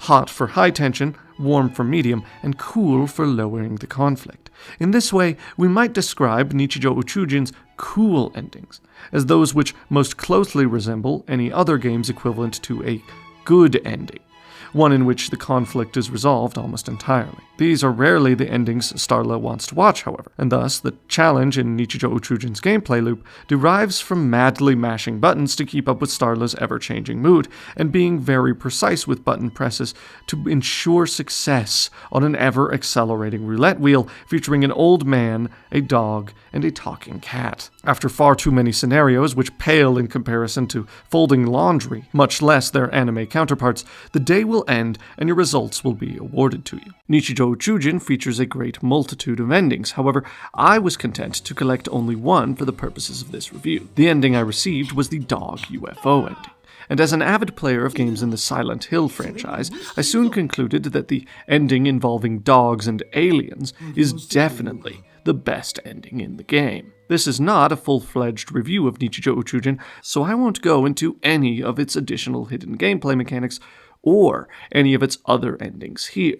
But because I know 90% of you have not played Nichijou Uchujin for the Sony PlayStation Portable, all of the prior presented information constitutes as information about Nichijou that you did not already know, thus fulfilling my promises to you, which I made at the beginning of this review, that I would tell you something today about Nichijou that you didn't already know. Now that I've done that, we can talk about Hakase, Nano, and Sakamoto. Elsewhere, in the unnamed city where Nichijou takes place, seemingly non-germane, sits undisturbed a building labeled Shinonome Kenkyu, wherein a tiny, adorable, innocent, insane, psychologically genius little girl endlessly torments a humanoid robot with equal parts innocence and wicked delight. These two are Nano and Hakase, and together with a talking cat introduced in episode 3 as an adoptee to the Shinonome Kenkyu, they are consistently the most enjoyable part about watching Nichijou. Their very dynamic begs us to ask about the great white mako shark in the room, the great question of ethics which Nichijou itself neither directly asks nor answers in any of its 26 episodes. Is Hakase the little girl's name, or is it her professional title? Because Hakase in Japanese means professor, and even in the dub, they call her Hakase. They do not call her professor at any point, but Hakase means professor. So, is that her name? If so, that's a weird name for a toddler to have. I guess she's not a toddler. I guess she's 8 years old. For an 8-year-old to have.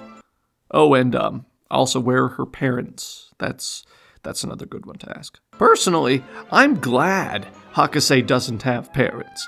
The dynamic here is much more interesting without them. Hakase created both Nano, the most advanced humanoid robot ever built, and the device which allows Sakamoto to talk.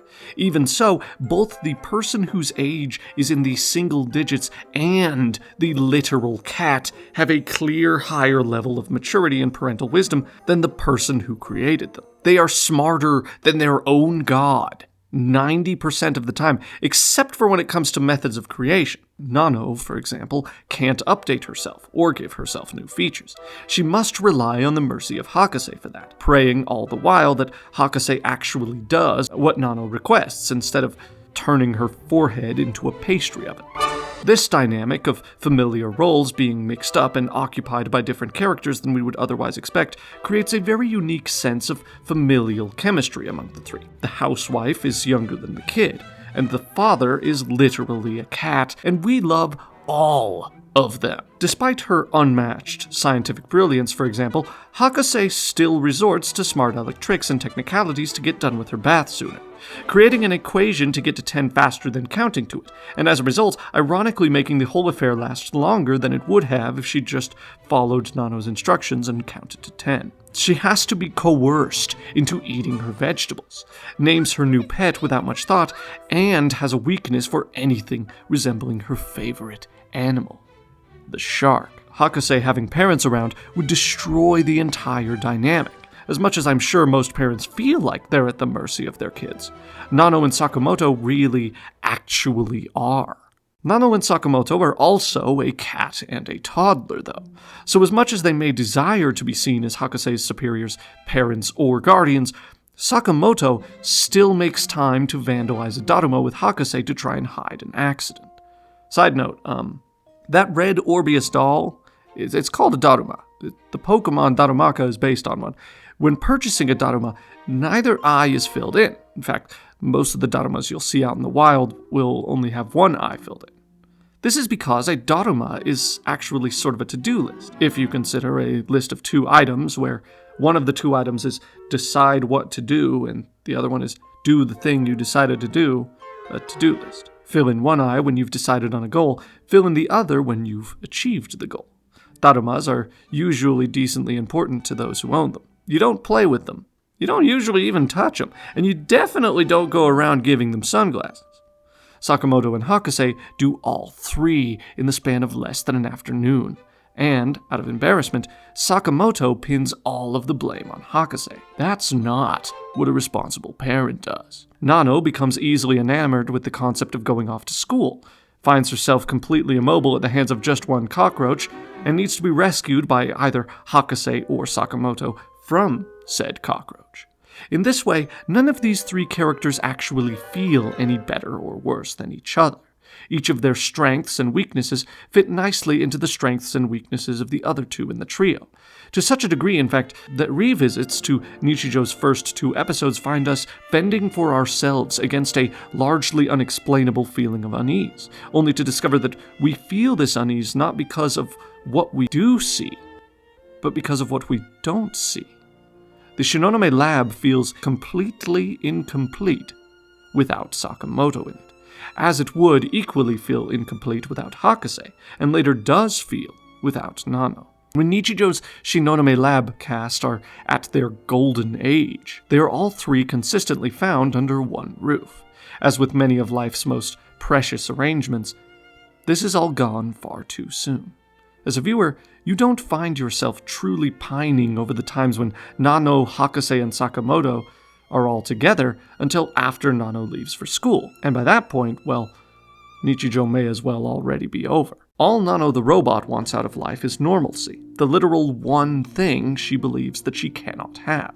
She believes fervently that the reason why this so-called normalcy is kept from her is exclusively and intrinsically intertwined with the object on her back, which makes her silhouette the most recognizable of any character in Nichijou's largely silhouettedly indistinct cast, and which requires all of her sweaters, including her iconic blue hoodie, to be presumably custom sewn for her. Everybody knows this.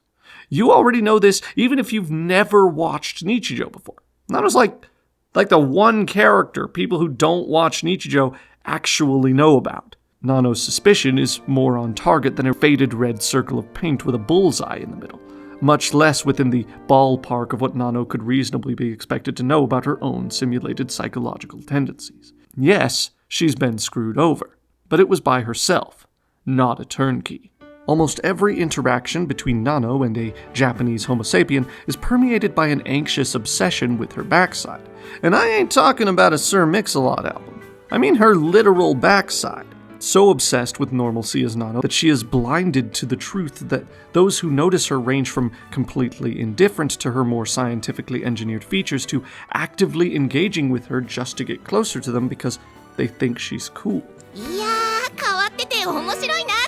Even amongst actual cats, animals who could probably care less about what a human being looks like as long as one feeds them, Nano's compulsive hyper-anxiety demands that she try to offer a reason for her appearance to them anyway.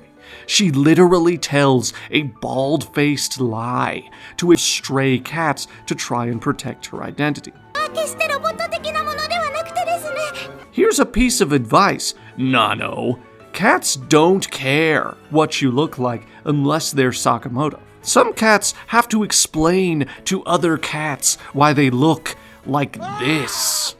Cats are freaks. Both Catwoman and Black Cat are freaks. The English language literally calls people who own too many cats crazy. We don't call people with too many dogs crazy. If a cat doesn't like you, you can give it a day and a handful of tuna. Half the time, cats don't even like their own owners and will just decide to attempt an IRL Undertale genocide run on people. You don't need to be worried about trying to convince the least normal domesticated house pet, least of all a stray one you happen to run into, that you're the normal one.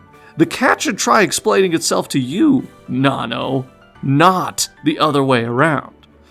I say all that knowing full well that less than 5 minutes into Nichijou's first episode, Nano being a robot causes an explosion that nearly kills someone. Nano is why I have to clean raw salmon out of my hoodie. So, maybe her anxiety is just a little bit justified after all. All I'm saying is, there are better things to worry about than people finding out you're a robot. Nichijou is filled with people who don't care that Nano is a robot, and wouldn't care even if they figured it out anyway.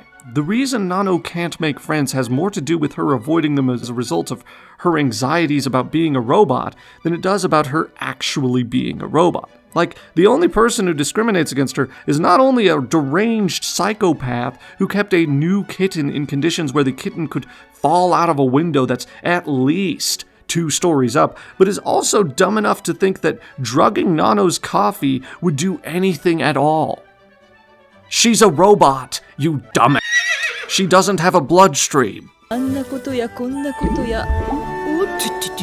this way, Nichijou presents us with a character whose most likable traits are the very ones she wishes most fervently to be rid of. Nichijou argues that if Nano could only see past herself, she would see a person worth befriending, and a soul more human than her non-robotic science teacher arch-nemesis could ever hope to have.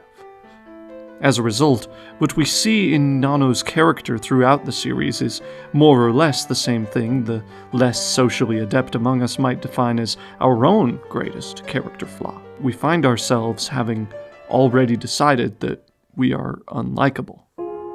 Nano presents us with the rest of Nichijou's antithesis, that sometimes all we really need to change about ourselves is how we see ourselves. Maybe we should just wear that limited edition full-print Taiga Aisaka shirt made for the release of Dengeki Bunko's crossover fighter Dengeki Bunko Fighting Climax Ignition out of the house and not care that it, in combination with a black hoodie that has raw salmon on it, literally makes us look like one of those people whose terrible deeds the news will blame on our owning a copy of Grand Theft Auto and never having worked the day shift at a McDonald's before.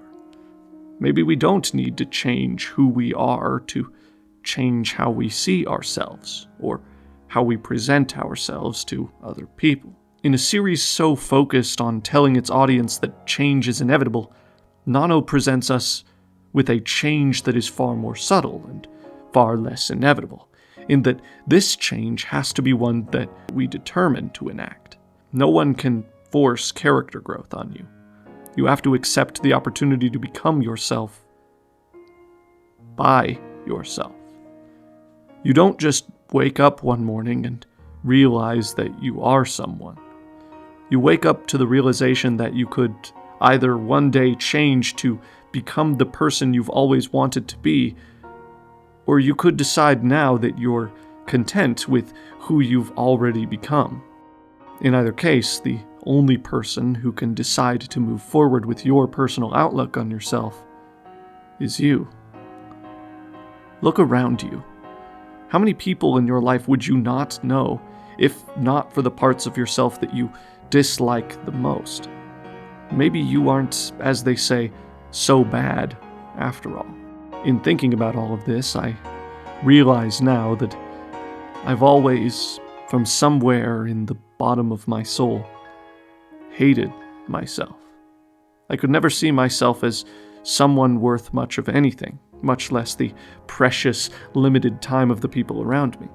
I needed some worthwhile skill or position of influence to feel like I could be beneficial to someone else, perhaps just so that my opinions would mean something to someone. I was afraid of coming off to people as arrogant, a know-it-all, condescending. I chose loneliness because I didn't think myself deserving of anything better. I hadn't yet made something of myself for people to care about. Nichijou presented with Nano perhaps the most crucial aspect of the necessity of change that goes so frequently unnoticed among people, even by 2011's standards, and one which today, in a post-pandemic world of increased isolationism, may very well be even more most crucial than ever before. I don't care if people care more about my opinions now because I've made a few YouTube videos, for example. I decided one day that I would put my opinions out there regardless of the responses I got, that I would try to write the types of videos that I wanted to see more of, and that even if the only person who ever watched them was myself, that was fine, because the person I had been making them for was able to see them. The only person who really needs to learn something from this review is me. I still need to be so much better than I am. As for the details of my own opinions on my reviews, and of this review in particular, we will discuss those later on. Close enough to the end of this review, as a matter of fact, that I've chosen to label that section the epilogue. For now, however, let's talk about Sakamoto. Sakamoto probably originated in Osaka, based on his accent. Sakamoto is a talking cat, which is an idea about as original as calling a mixture of ketchup and mayonnaise fry sauce. I love him. Sakamoto being a cat lends his otherwise desperate attempts to garner respect from his owners a sense of both endearment and believability. That's because the fulfillment of Sakamoto's goals require of him a near-complete abandonment of his natural feline instincts. Thus, juxtaposed with Nano, Sakamoto shows us the frustration of rejecting oneself in the pursuit of one's ambitions, but to a lesser extent recreates for us how it feels to adopt a pet, and the natural process of that pet naturally integrating into the family dynamic. Kind of like how my tortoise, Yoshi, naturally became a part of my daily life, my nichijou. I named a tortoise Yoshi because I was a fair amount younger then than I am now. Even within the same day that I named him this, I came to the realization that I probably should have named him Koopa instead.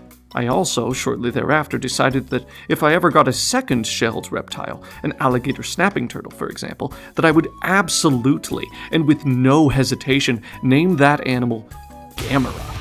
Gamera is awesome. Every snapping turtle should be named Gamera. But for the sake of originality, I have and will continue to do everything short of taking legal action to ensure I'm the only one who ever gets to name their turtle Gamera. Maybe one day I'll buy the copyright for Gamera.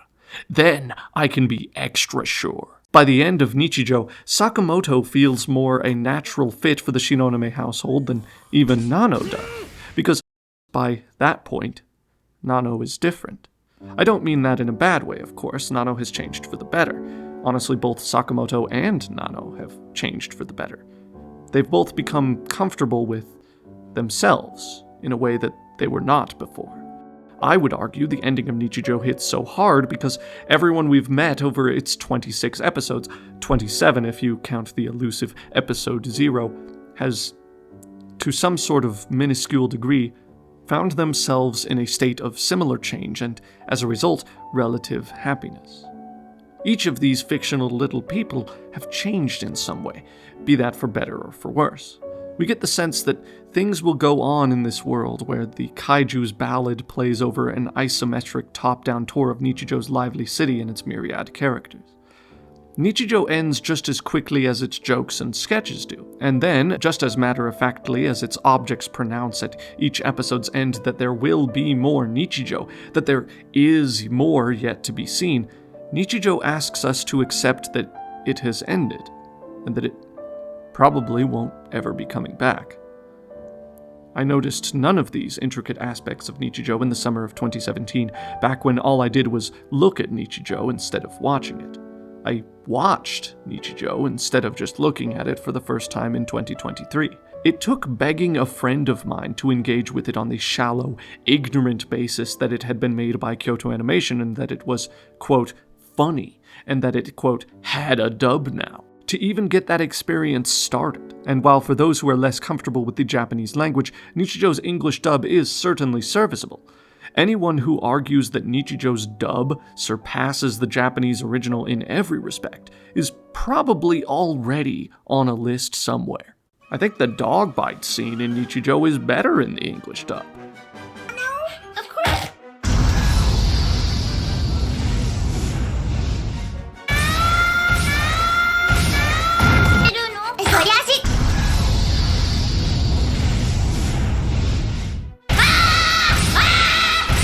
I think the series is well cast in English. I think it's stupid that years after Nichijou got a full Blu-ray release, a version containing a dub was released, and I think it's most stupid of all that Funimation only actually sold that Blu-ray for like a year before taking it off the shelves entirely. You can still buy the version I received for my birthday in 2019.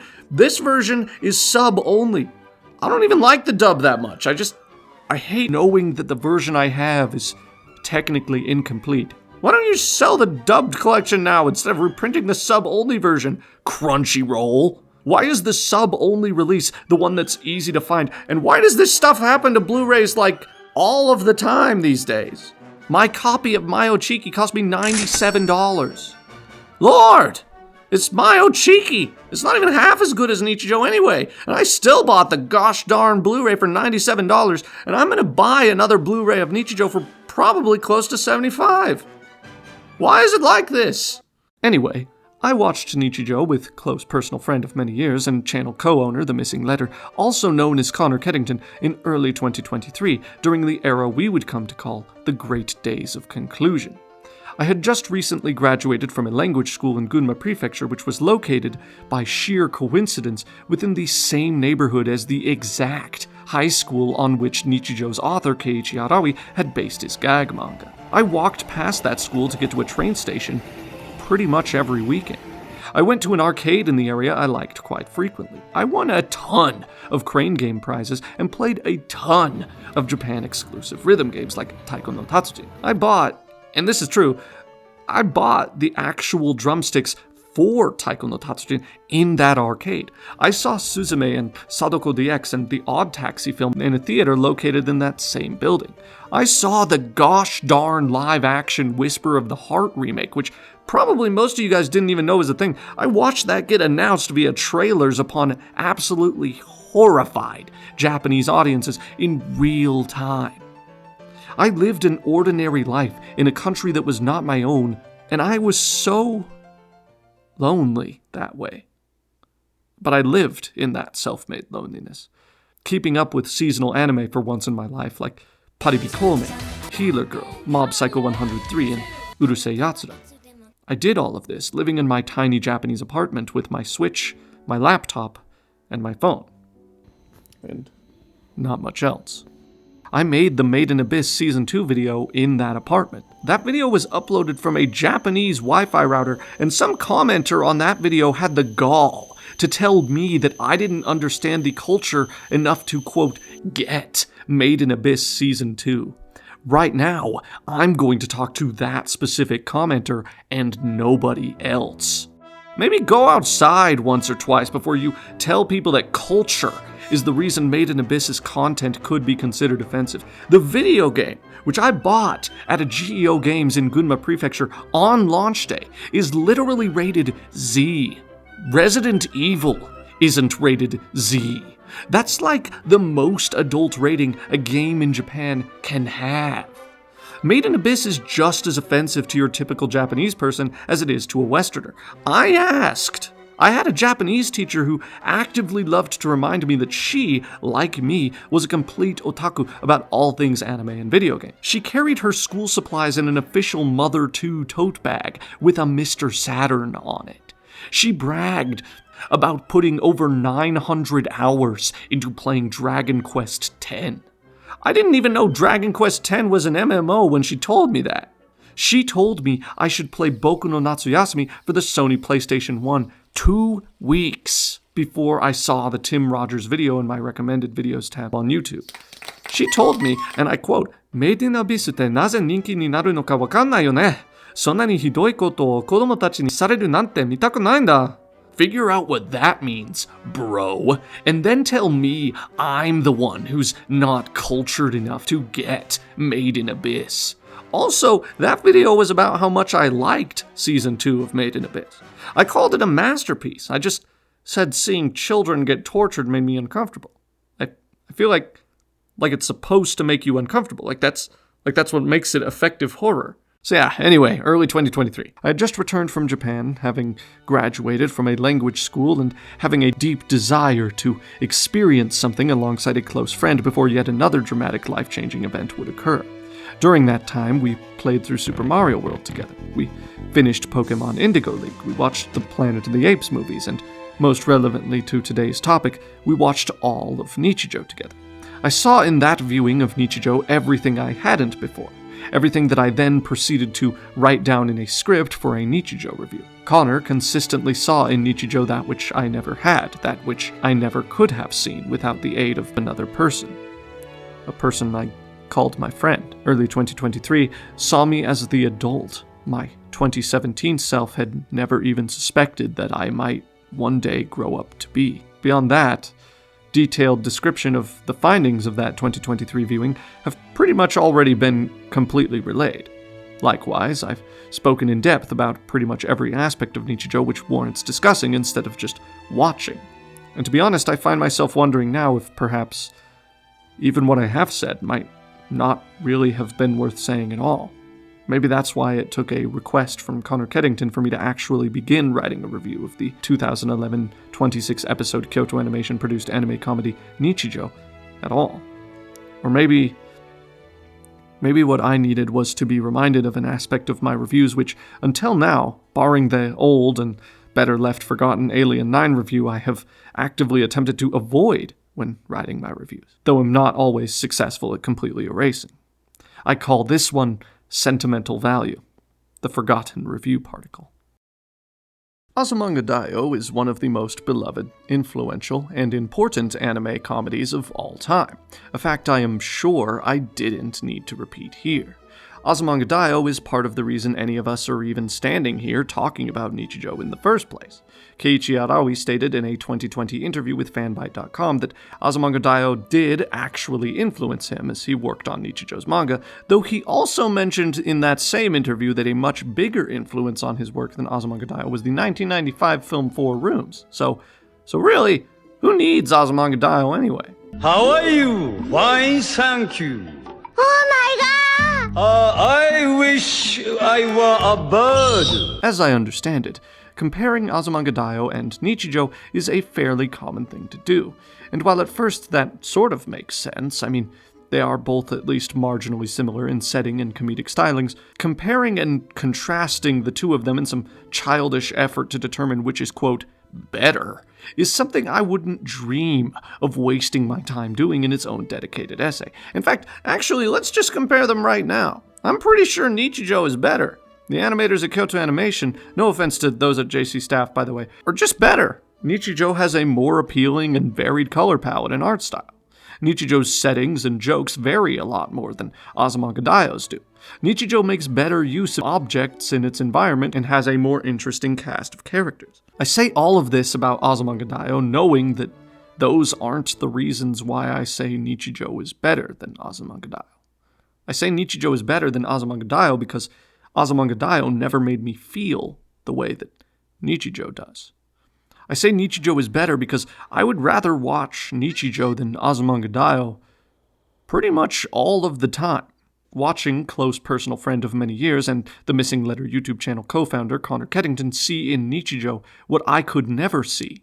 Learning from a friend something that I had been too childish to see for myself all those years prior, that is why I say with unwavering confidence that I love the 2011 Kyoto Animation production of Nichijou.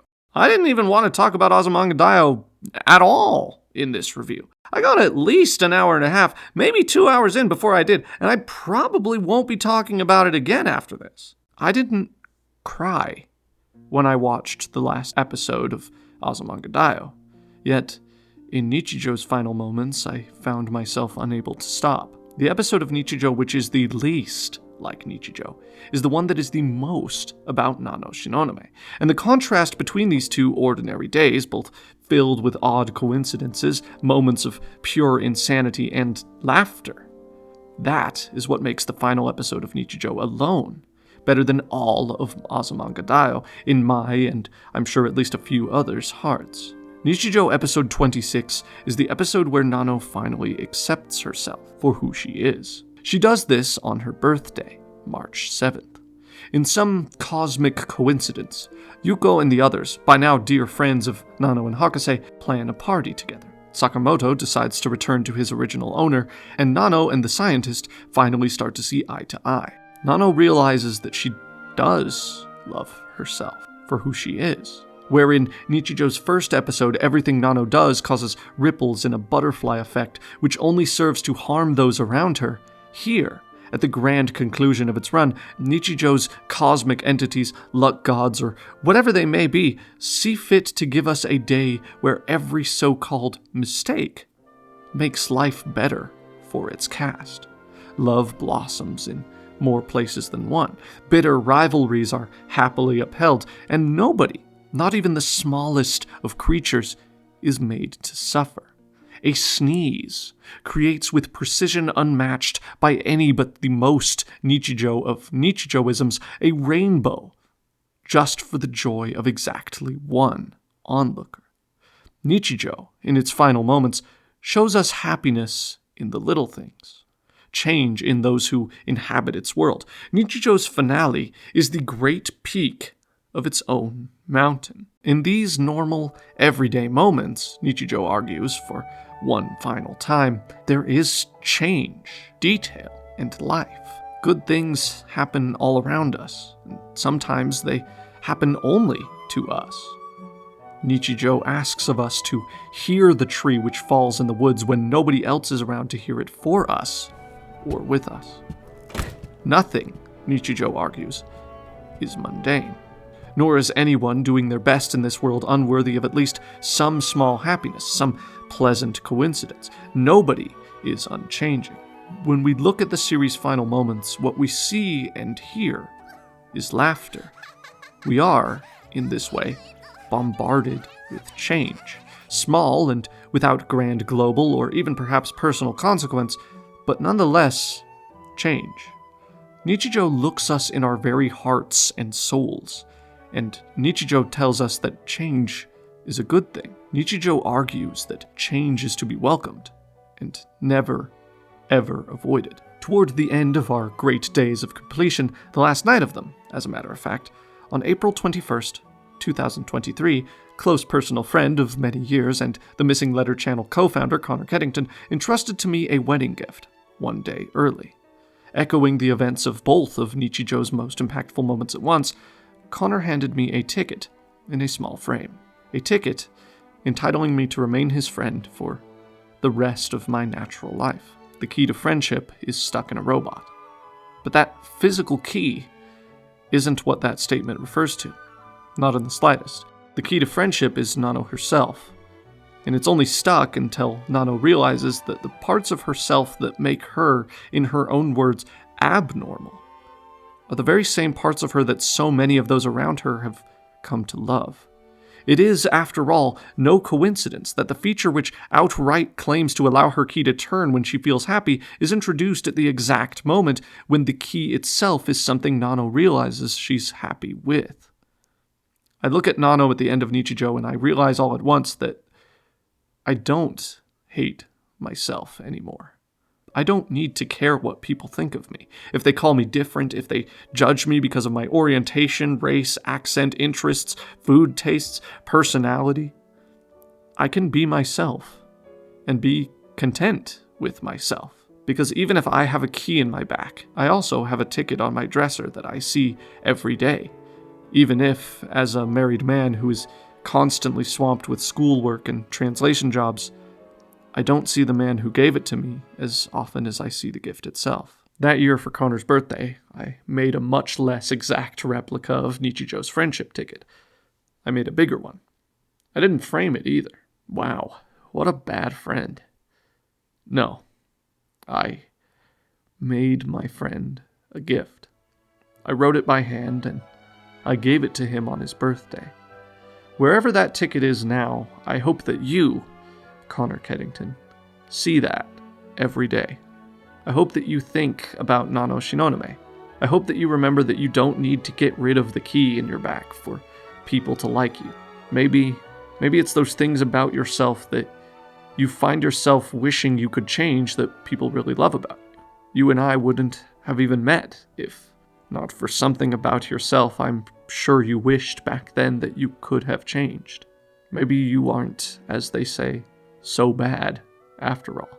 Nichijou fills its runtime with moments. Moments of happiness, sadness, outright suffering a surprising amount of the time. It fills itself with these and it asks us to accept them. Nichijou tells us nothing is unchanging, not even our most awkward, stubborn sides. It tells us to accept these changes, these daily events.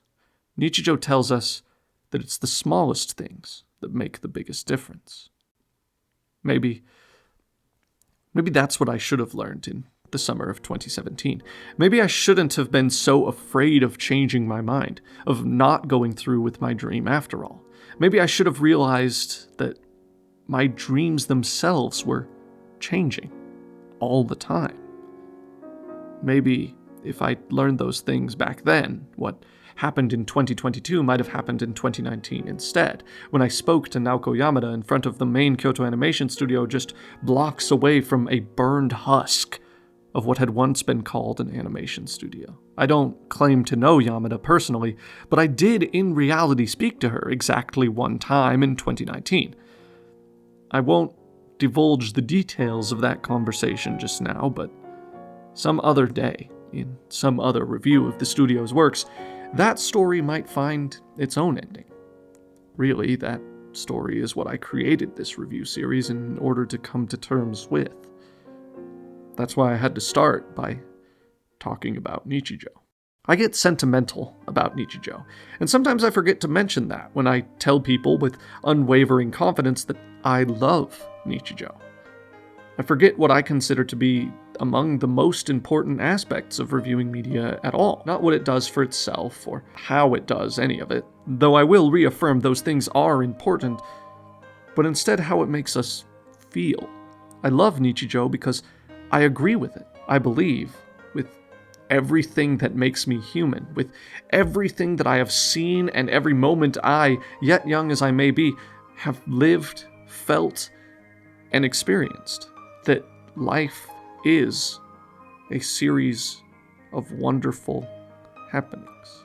I once overheard, as close personal friend and the Missing Letter YouTube channel co-founder Connor Keddington watched nichijou for the first time, Mio Naganohara echo the words she once overheard as they spewed and trickled forth from the lips of the man she would one day come to love and one day, even further down the line, come to be indirectly rejected by, that our everyday lives may, in fact, be a series of miracles.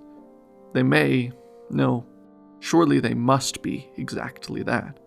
I believe that many times we don't even notice the miracles that happen all around us, that we take for granted moments that shape us, that change us, even as we think to ourselves, I need to be better, I need to be different, I need to remove the key and be someone who isn't alone, I need to fit in. Mio Naganohara says this moments after receiving, at what she believes to be complete random, the very same gift of lifelong friendship that I received on April 21st, the night before my wedding. I cry every time I see that moment, just like I cry when I see the final episode. Because that experience, that thing which illustrated my own outlook on life and presented it to me as something to be proud of, that presented me with change and told me it was not only okay but something to be cherished, that experience is over now. I can write about it and record audio of it and represent it to you because it's over now.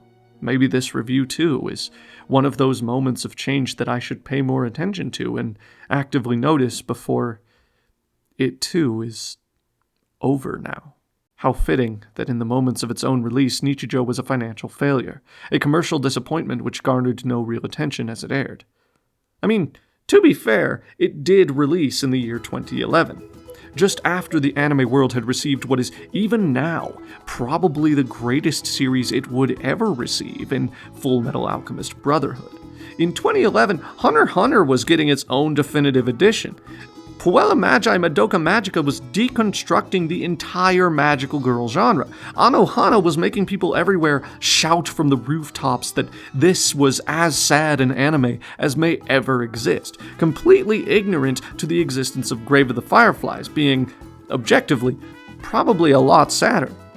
There was a lot going on for anime in 2011. I don't blame anyone for not noticing that between these massive, influential series which were changing everything, that a series about little changes, which asked us to slow down and take in our surroundings, went almost completely unnoticed. On top of that, nobody in the United States could figure out what to even do with the thing. Bandai originally purchased the license and intended to give it a full English dub and proper release in North America, like they had with Lucky Star years prior. They dissolved their entire operation before they could. Years later, in 2017, Nichijou would get licensed and actually released by Funimation Entertainment, only for, some years later, Funimation to merge with Crunchyroll, leaving Nichijou up in the air along with many other titles as it did. I've already talked about why I dislike the way the bigwigs went about giving Nichijou a physical release for home video. Lots of people have. I don't really need to do it again here, I just think it's rather unfortunate that this little guy, who so many actively recognize when they see its GIF images flood Twitter. Yes, I pronounce it GIF, and yes, I know that's the wrong way. I'm sad that for so many in the West, Nichijou is going to forever remain an underground hit with only modest sales. That Nichijou is over, and its humble message is still one that, unfortunately, many a modern anime critic as well as anime-obsessed fan is content to overlook. Mostly, I'm just upset that until 2023, that I was one of those people. The truth of daily life is that the day is eventually going to end, that time marches on, and time forgets even the most important aspects of our lives. Change happens all the time, and it needs to. After all, tomorrow will never come if today doesn't at some point end. Nichijou ended, and as such, I think it's about time we find ourselves examining the key frame.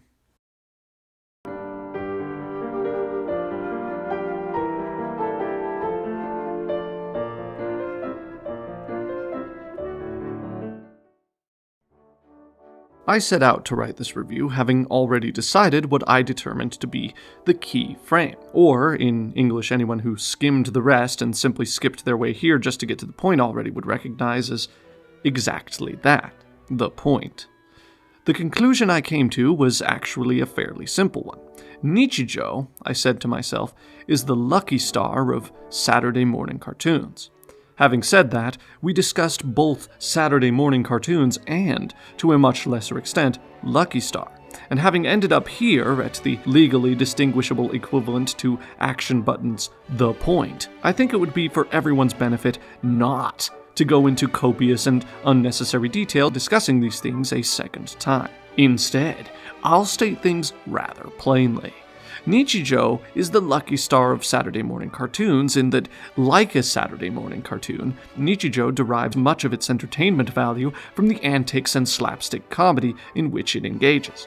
Nichijou wants you to laugh with it, as it enacts increasingly insane shenanigans and absurd tomfooleries upon its literal city's worth of characters. It also happens to use ordinary, daily life in order to do this. Nano, you could argue, has a similar lived experience to one Charlie Brown, though I personally would argue that a comparison like that ignores what makes both of these, quote, cartoons unique. Lucky Star, on the other hand, and as we mentioned before, isn't actually so focused on little details for the sake of appreciating change like Nichijou is. Lucky Star basks in the fear of its great looming futures. Lucky Star asks us, ultimately, a completely different question than Nichijou does. Lucky Star asks us to forget that we may someday change and instead enjoy the here and now, the moments that don't change. I've heard rumors and whisperings of the existence of a Lucky Star sequel series which sees Konata as an adult, and I gotta say, that sounds like a pretty bad idea. If you made Konata a responsible adult, you'd be robbing her of what makes her entire character work. If you made her an irresponsible adult, you'd end up with a less interesting version of Miyakawa no Kufuku. Lucky Star revels in staying the same, ignoring the changes that happen in life and keeping things from changing as best it can for as long as it can. Miyuki's dentist escapades testify to this on a spiritual level. Lucky Star isn't anything like Nichijou, really. They're as close to opposites as any two Kyoto Animation productions can be, and I like both of them. In the aftermath of the veritable world tour's worth of words I've used to get here, I've come to the conclusion that using this isn't really what the keyframe should be. Nichijou is the lucky star of Saturday morning cartoons doesn't even come close to touching on the actual thesis of this video, because Nichijou is neither a Saturday morning cartoon nor anything like Lucky Star.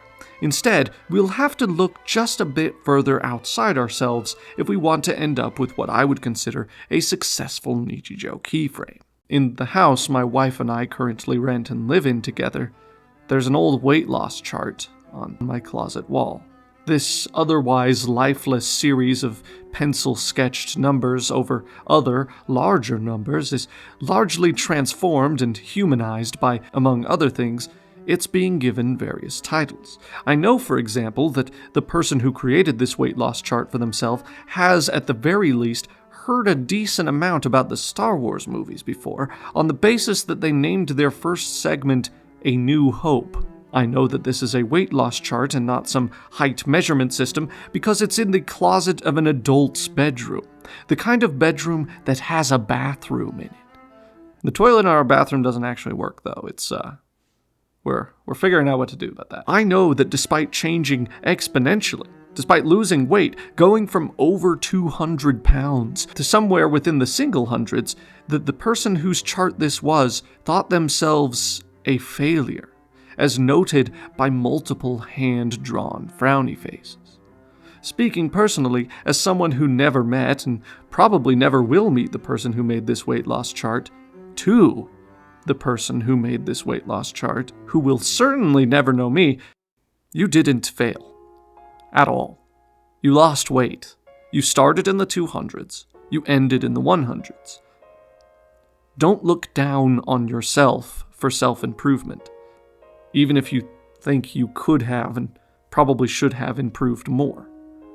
So quick are we as humans to avert our gazes from the changes we ourselves have made that even when we literally numerize it and meticulously, with calculated numerical accuracy, write down and transform into practical data our changes, we still don't find that we feel any different.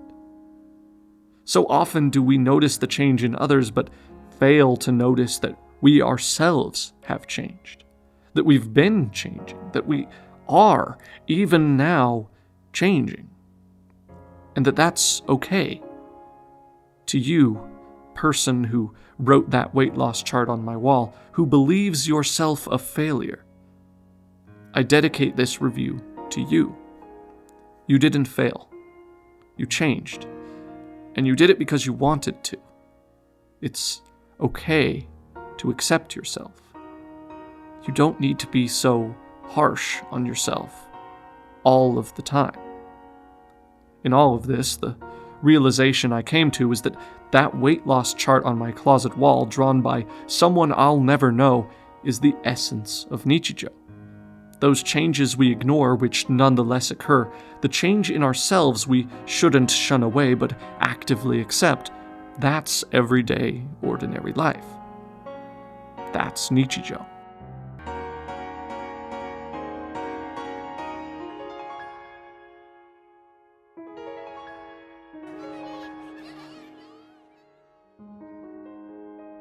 And so, with that in mind, let us not say as the keyframe that Nichijou is the lucky star of Saturday morning cartoons, but instead, with triumphant vigor and hearts full of renewed faith in ourselves, that Nichijou is a weight loss chart that someone else has found. All that, and we haven't even gotten to the music yet. Nichijou features a soundtrack comprised of nearly 100 unique tracks, each beautifully unique and near instantly recognizable. So integral to Nichijou's overall atmosphere and presentation was the music, in fact, that it was recorded entirely overseas by a full-sized orchestra. Ishihara said on the subject that the music was great, wasn't it?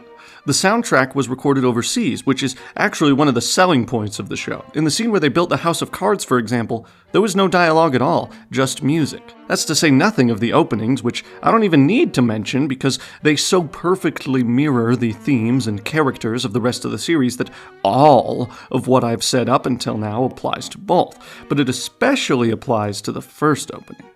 These tracks and the specifics of their compositions aren't something I, someone whose musical knowledge doesn't expand much farther than being what I would consider to be pretty okay at Taiko no Tatsujin, feel capable of explaining with any degree of confidence. I will, however, say with confidence that I love the vast majority of them, especially the endings. I appreciate the endings to a greater degree than I do the openings in Nichijou because I find them both thematic and especially relevant. The first because of its lyrical insistence on change. Days full of fun and laughter end. They become new days. They do this before we even have the chance to notice, in many cases. That feeling is all Nichijou's first ending theme wants to convey, and I, for one, would argue it does the job. The second ending animation is far more visually impressive, depicting, as was stated earlier, an isometric view of Nichijou's city, showcasing its large cast of characters and, to further its own thematic ends, featuring a variety of songs sung in chorus, my personal favorite of these being the Kaiju's Ballad. In this way, Nichijou argues that change happens to everyone, but more functionally than that everyone is important. Any musical discussion beyond that would be encroaching on the grounds of my sound euphonium review, for which I shall both learn to play the euphonium and learn musical terminology. For now, however, let us relax, content in the conclusions we've drawn, and play a game of bingo. Admittedly, this next section is more meant to be a casual conversation and unscripted intermission than it is an actual section of this review. As such, for those of you who wish to skip over it, please refer to the chapters function and enjoy moving on to the sixth and final section of my Nichijou review in this, the historic first episode of Kyo no Kyoto Anime Show, the epilogue. As for the rest of you, let us begin this review's round of Kyoto Animation Bingo. Hello, and welcome to Kyoto Animation Bingo. I'm your host, Octo, also known as Kaden, and today we're going to be playing some bingo. Admittedly, I did not script any of this. I probably should have, but this is more meant to be an intermission anyway. I guess, first off, a few things. The way this is really going to work is I'm just going to read off the bingo terms that apply to this particular Kyoto Animation show, and then those of you who have dutifully printed out the sheet, which you should do, you should play along. It's much more fun when you actually play along. You don't have to, I guess. I don't really care what you do. I'm not your mom, but you should play along. And we'll be going over each of these little terms and seeing if you have a bingo. I've included in the description like a list of the terms that'll be applicable, like that'll be on the bingo sheet total. And so you can apply them to your own bingo sheet. I was going to include a PDF, but I decided not to do that. I decided instead to just include the terms, and because everybody knows, right, what a bingo sheet looks like. And also there is more review after this. This is not the end card. There is more review after this. We're allotting exactly 20 minutes for this section, so it is okay. It's completely okay if you want to skip over it. First off, Minoru Shiraishi. Minoru Shiraishi is he's an actor. He's in a fair amount of Kyoto Animation projects. Gosh. He plays himself, notably, in the Kyoto Animation production of Lucky Star. He plays, I believe, Kyon. I'll fact check that. It'll be on the screen right now. If it's true or not. There it is. Right there. Look at that. Wow. Fact checked and everything. I believe he plays Kyon in Haruhi Suzumiya series, though we will have just fact-checked that, so you'll know if that's true or not. And he's also, in this show, he plays Sakamoto in the Japanese dub. He's the cat, he's Mr. Sakamoto. But Kyoto Animation really loves to troll this man and torment him about a wide variety of things. So every time Minoru Shiraishi shows up in any capacity in a Kyoto Animation show, where it's safe to assume that'll be on the bingo sheet for that episode or that series. So Minoru Shiraishi, you can fill that one in on your bingo sheet. I love him. We'll get into the reasons why I love him in the Lucky Star review. I don't know when I'm going to do the Lucky Star review. Probably what I should have done is done Lucky Star first and then reviewed nichijou. A lot of the other Kyoto Animation projects, I need to stop saying products, a lot of other Kyoto Animation projects I want to discuss. I realized that I compared nichijou kind of to them a little bit, or that there are aspects of them that nichijou would enhance had we talked about them first. I'm not undoing this. I'm leaving this how it is. I'm choosing to not make any changes to the way that I've decided to order this series. I already have the next 3 or 4 planned in order. I have been known to change my mind about such things, but I do mostly have an order for them. So try and figure that one out, kids. Daisuke Ono trying to replace Minoru Shiraishi is the second one. The next one on your bingo sheet. Daisuke Ono, this is a kind of a Kyoto Animation meta thing. In Lucky Star, Minoru Shiraishi was the companion to Akira Kogami for the segment Lucky Channel. And a little over... I want to say a little over halfway. Actually, it's closer to the end of the series, as I recall, than that. It's pretty far along. Daisuke Ono, a man named Daisuke Ono, appears, and he takes Minoru Shiraishi's spot, totally just throws him out into the dirt after Akira Kogami tells him to go to the suicide forest. And so he goes to get water for her. He goes on this hike, which you can actually see footage of that, live action footage of that. We'll go over that in the Lucky Star review as well, whenever I decide to do that. But Minoru Shiraishi's escapades in Lucky Star actually were completely filmed in live action because he's a real person. And so there's a lot of really interesting things. There'll probably be an entire section in the eventual Lucky Star review that's just dedicated to Minoru Shiraishi and his Shiraishi-isms. But yeah, Daisuke Ono trying to replace Minoru Shiraishi is something that happens in Lucky Star. He shows up, he takes his position on the talk show, and as a result of that happening, it causes Minoru to snap, and that's where the whole chainsaw thing occurs. So that also happens in nichijou. Where Sakamoto is a part of their household, right? The Shinonome Labs household, Shinonome Kenkyu, and eventually they give the talking scarf to a crow instead.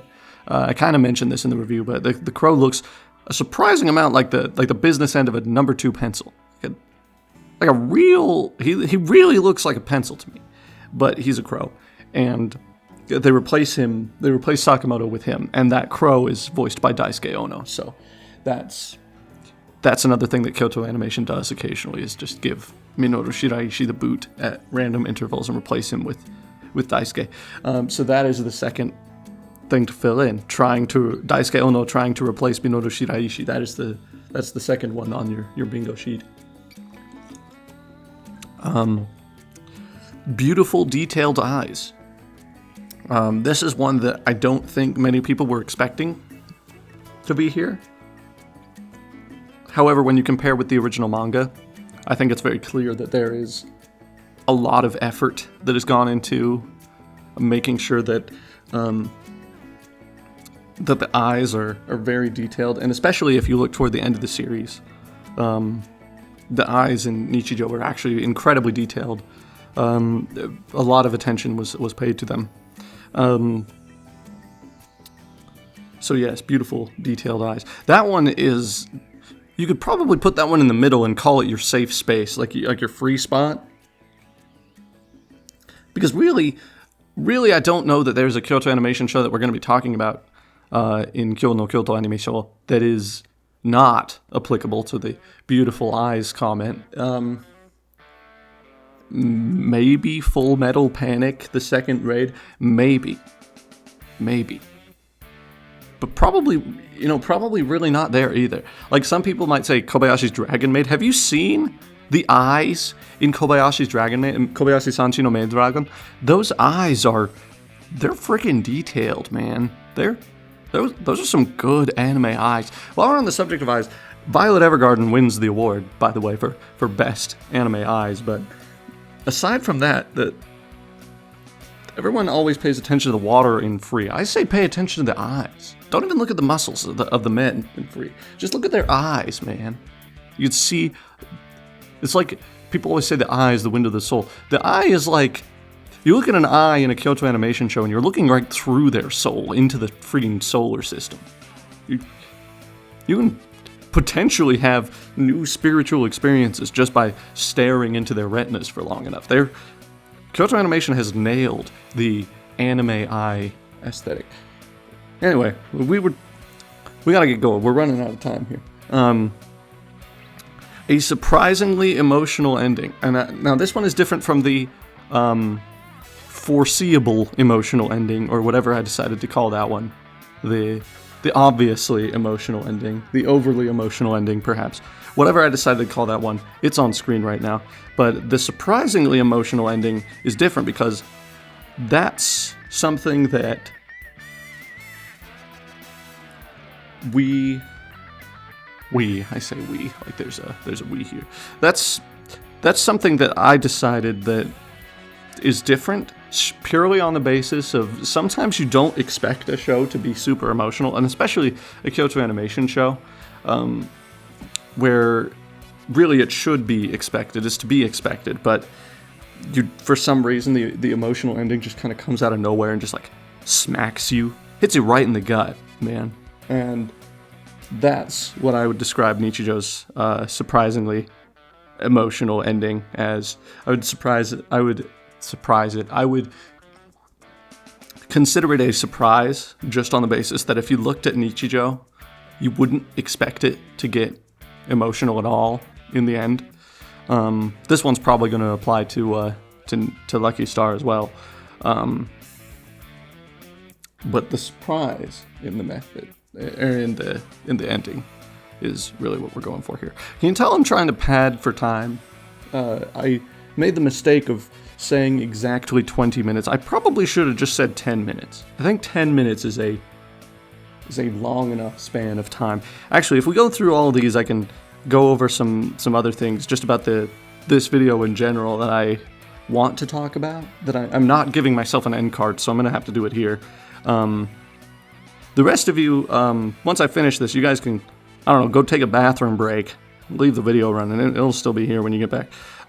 Slice of Life. This is surprisingly not applicable to all Kyoto Animation works, but it's applicable to most of them.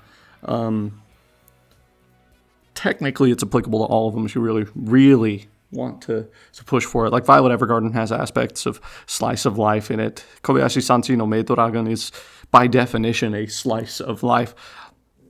Pretty much everything is a slice of life. I've never understood that term, because I understand that slice of life is usually meant to refer to shows that are like a game's vertical slice, but out of a person's whole life. That's what that means. But by that metric, any story you look at, you're seeing a piece of a character's life, right? Like, it's implied that their life began before you started reading or watching or playing or whatever, and that it will continue on after you finish, right? Like, unless it ends with the character dying or something. Like, very few stories are birth to death stories. Most of them are just like a slice. So by that metric, pretty much anything's a slice of life. But for the definitions of what is a slice of life, please stay tuned for Kyo no Kyoto Anime Show episode whatever episode it ends up being. The episode on K-On! Is the one where we're going to really dig deep into what a slice of life means. What is a slice of life? I wanted to do it here, but there was enough to talk about with nichijou aside from that I felt it would be better suited to K-On! Because when we think of slice of life, most people think of K-On! Anyway. Like, that is the slice of life show that was done by Kyoto Animation. It birthed the slice of life renaissance. I'm getting into details at this point that will be pertinent to that review that really are not pertinent here. And finally, this is the last one in our bingo card, is show is weirdly horny for men.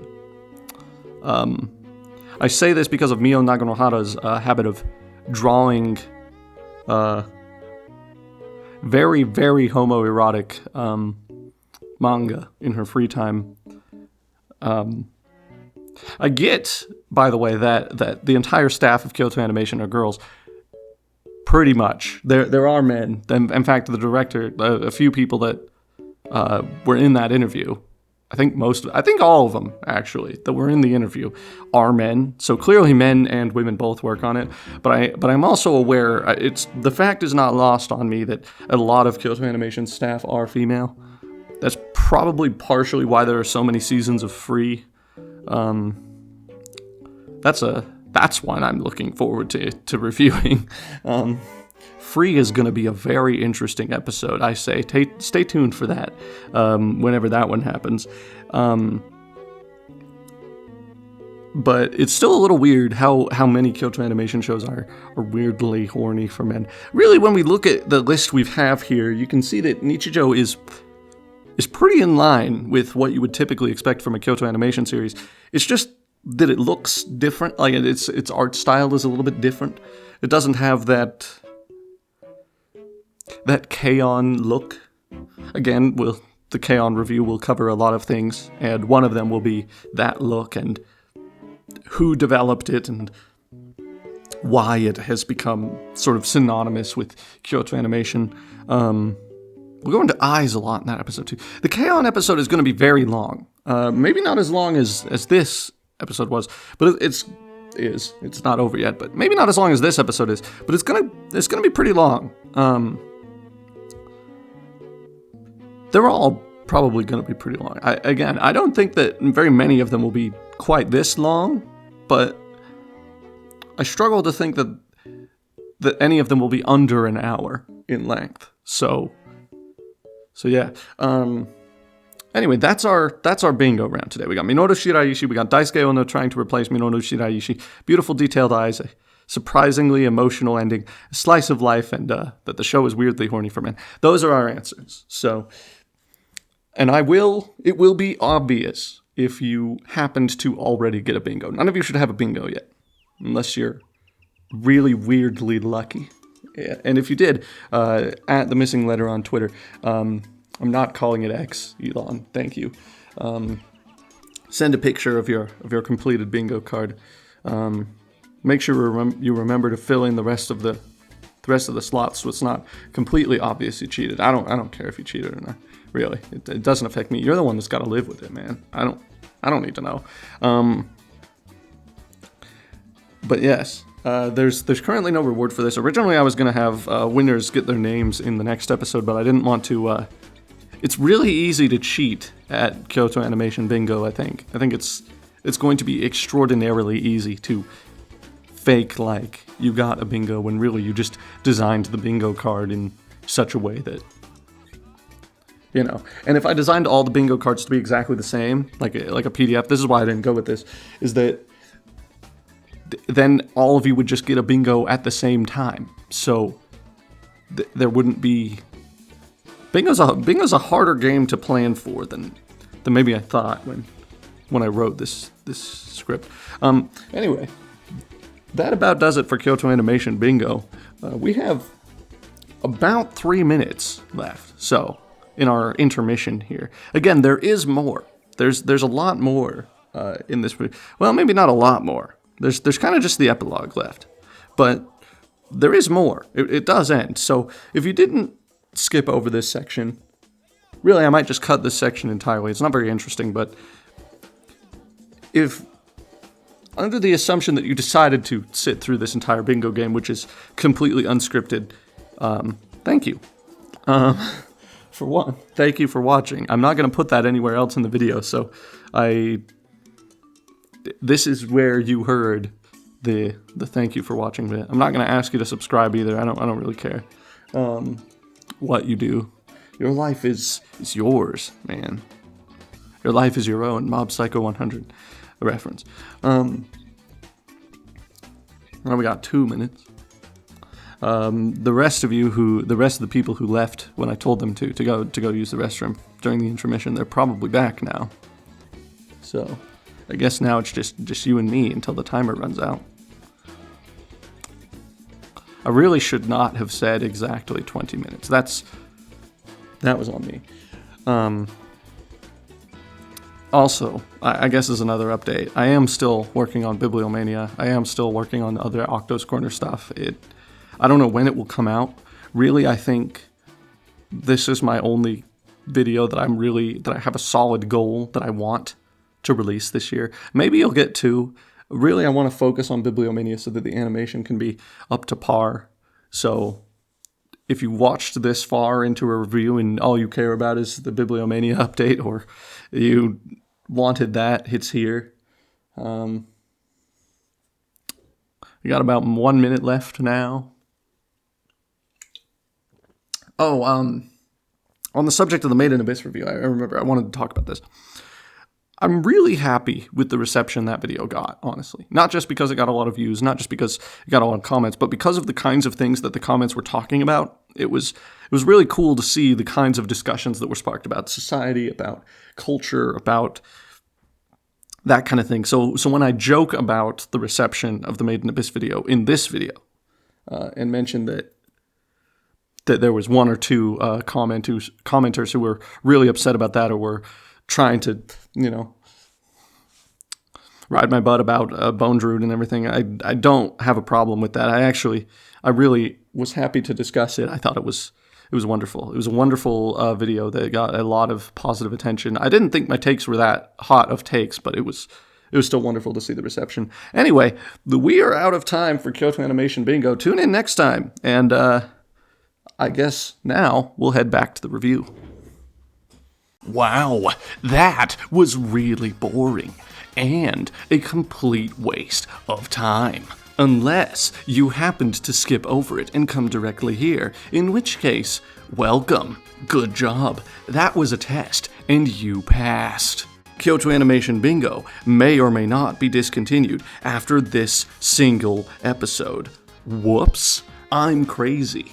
Anyway, let's get back into the review with the epilogue.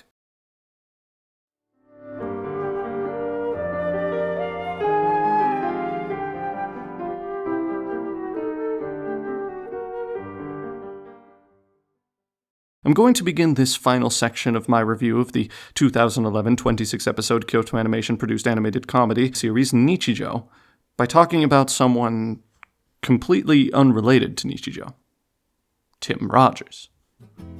Most of you, I would hope, already know who Tim Rogers is. If you haven't, you really shouldn't be watching this. You should watch pretty much every Action Button review before going anywhere near this video. Actually, now that I think about it, I probably should have put that at the beginning of this video instead of all the way down here. If you've done your homework, and even if you haven't, you might have noticed that my writing style and very enunciations for much of this video could be described as a lackluster impression of the way Tim Rogers presents himself. Though my wife did assure me my impression of Tim was at the very least passable enough to avoid my attempted extended vocal and written homage to come off as cringy. Cringe was my biggest fear here. I chose to intentionally attempt to make my copying of Tim's Action Button review style as clear as possible for a few reasons.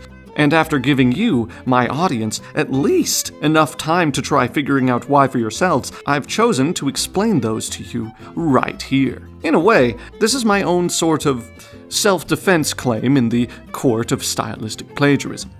Firstly, I did it because, and those of you who watched other videos that I've made, especially Only an Egg, a Wonder Egg Priority Retrospective, Made in Abyss, Hell Beyond Words, or Even videos I made back when I still feared the copyright system on this platform to such a degree that I flooded the screen with seizure-inducing VHS tracking effects like I did with my Wheatcross review may already know this, but I was kind of already trying to write that way. I just didn't know yet what the polished and finalized version of that style would look like. For reference, I first watched a Tim Rogers video in December of 2022. I made those other videos like way before seeing an Action Button review. No influence on my older stuff, they just turned out that way. Secondly, I did it because Tim Rogers showcased with Action Button reviews that allowed themselves entanglement within the confines of their author's own personal life. Tim's Boku no Natsuyasumi review is probably the most honest review I've ever seen. Let alone the most honest video game-specific review. As a result, I was able to come to the understanding that sentimentality, my self-proclaimed forgotten review particle, maybe shouldn't be so oft forgotten after all. Like, maybe if I need to talk about myself for a while in a video I make, I should be able to do it. Having never done anything like that in a video before, I used Tim's structure and style as a template to follow, a jumping off point for something I one day choose to allow myself to believe will change. Something that will become less a shadow of Action Button reviews and more of a reflection of myself with its own unique style, even if I never truly escape comparisons between myself and Tim Rogers. I'm never going to escape those comparisons anyway. I'm a writer and a translator who spent significant time living in Japan, who cares deeply for Japanese video games and culture, and who writes long-winded personal reviews on YouTube. My last name is also Rogers. My birthday is also June 7th. I'm also mostly blind in my left eye. I've also never seen an episode of Family Guy before. We're kind of similar people in weirdly specific ways. And that's never not gonna be weird. To me, at least.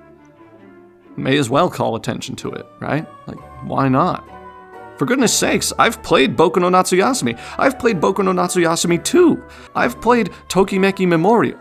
I've played Natsumon, the follow-up/spiritual successor to Boku no Natsuyasumi developed by Millennium Kitchen for the Nintendo Switch. And just for those of you watching who care about playing Natsumon, if any of you actually care about playing Natsumon, Boku no Natsuyasumi is easily the better game. It's got more consistently stable performance. I would argue it utilizes fixed camera angles better. I wish Natsumon had fixed camera angles all the time, honestly. Like, look how good this game looks when it's being a fixed camera game versus how not even bad, just inconsistent Natsumon is when it's being a 3D exploration action game. Not every game these days needs to be like Breath of the Wild or A Short Hike. Like it's okay to place restrictions on a player. It's okay to create something on a smaller scale, I think. I love Breath of the Wild and Tears of the Kingdom. I do not need my Boku no Natsuyasumi likes to all function like small-scale replicas of The Legend of Zelda Breath of the Wild. Natsumon is still a pretty fantastic game, I'd say. It's a good time. I like it.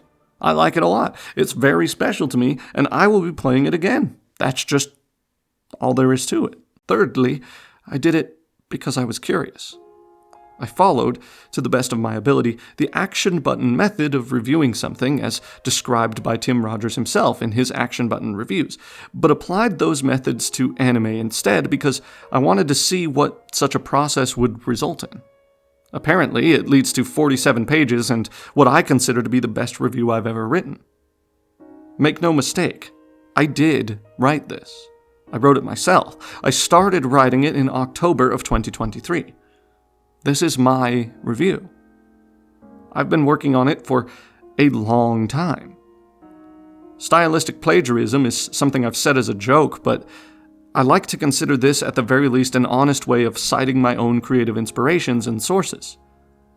Thanks to you too, Jeff Thu, who, by the way, also actively enjoys Tim Rogers' works for those of you who didn't know. I took inspiration from your content too. You work a lot harder than most people give you credit for, and you should be very proud of the content you create. Joey, people are just mad because you called yourself the anime man. I'm sure you've already realized that that was a mistake, that there's more to you than just an anime fan. But you kind of made your bed, and I don't know what to tell you other than to stop running away from the bed like it's the piano in Mario 64 and choose to lie in it every so often. When Tim Rogers began his Final Fantasy VII Remake review by claiming that one day, quote, one of you will replace me, some part of me took that as a personal challenge to improve my writing to such a degree that one day, when Action Button is over, there might be at least one other video that people can watch that might make them feel anywhere close to half of the feelings they feel watching an Action Button review. In that regard, I almost hope I didn't succeed more than I hope I did. I just wanted to see more videos with that much work, that much soul put into them. I realized my soul hurts, and that maybe I can, through Kyoto Animation's library, come to terms with myself. I just used this particular style as a starting point in that journey. Maybe the next 2 or 3 videos might also feature a bad Tim Rogers impression in them. Maybe by the next video, my voice will have developed in its own way. Maybe I'll sound different sooner or later, but I'll always sound like myself. Because that's my key. Maybe I can decide that I'm happy with myself, too. I'll never be as good as Tim Rogers is, and I'll probably never even come close. I'll only ever be as good as I am, and that's okay. When I ask myself what I wanted this review to be, I find myself coming to the same conclusion every time. I wanted it to be this. I wanted it to be as long as it needed to be for me to be satisfied with it. I wanted it to do something for me, even if nobody else cared to watch it. Even if it has done nothing for anyone but myself, I know that writing it has already made me feel better about myself. Ultimately, I just wanted to be able to tell myself with absolute certainty that if this is the last video I ever make on this channel, or any channel for that matter, that I can be happy with it. That I've gone out having made what I consider to be the best review that I might ever make. I look back on this review and what we've covered, and I'm forced to conclude that, yeah, if this is the last video I'll ever make, I'm okay with that. It probably won't be. Like I said, I have more regular Octo content, more Kyoto Animation reviews, lots and lots of things that I want to talk about on this channel. What I can say, though, is that from now on, it might only be once or twice a year, because from now on, I just want to know that I'm making reviews that I'm proud of. I just want to make every review a review that could be my last. I like to think that this is one to be proud of. To myself in the future. To the me who has poured blood, sweat, and tears into recording, editing, and nearly destroying my PC to actually render the thing and get it uploaded.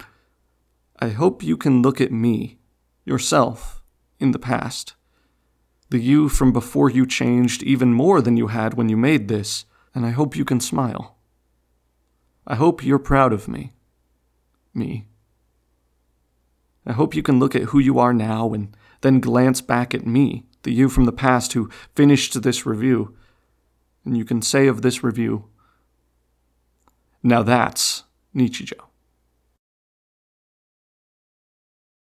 Relax and take notes while I take totes of the marijuana smoke. Throw you in a choke, don't smoke.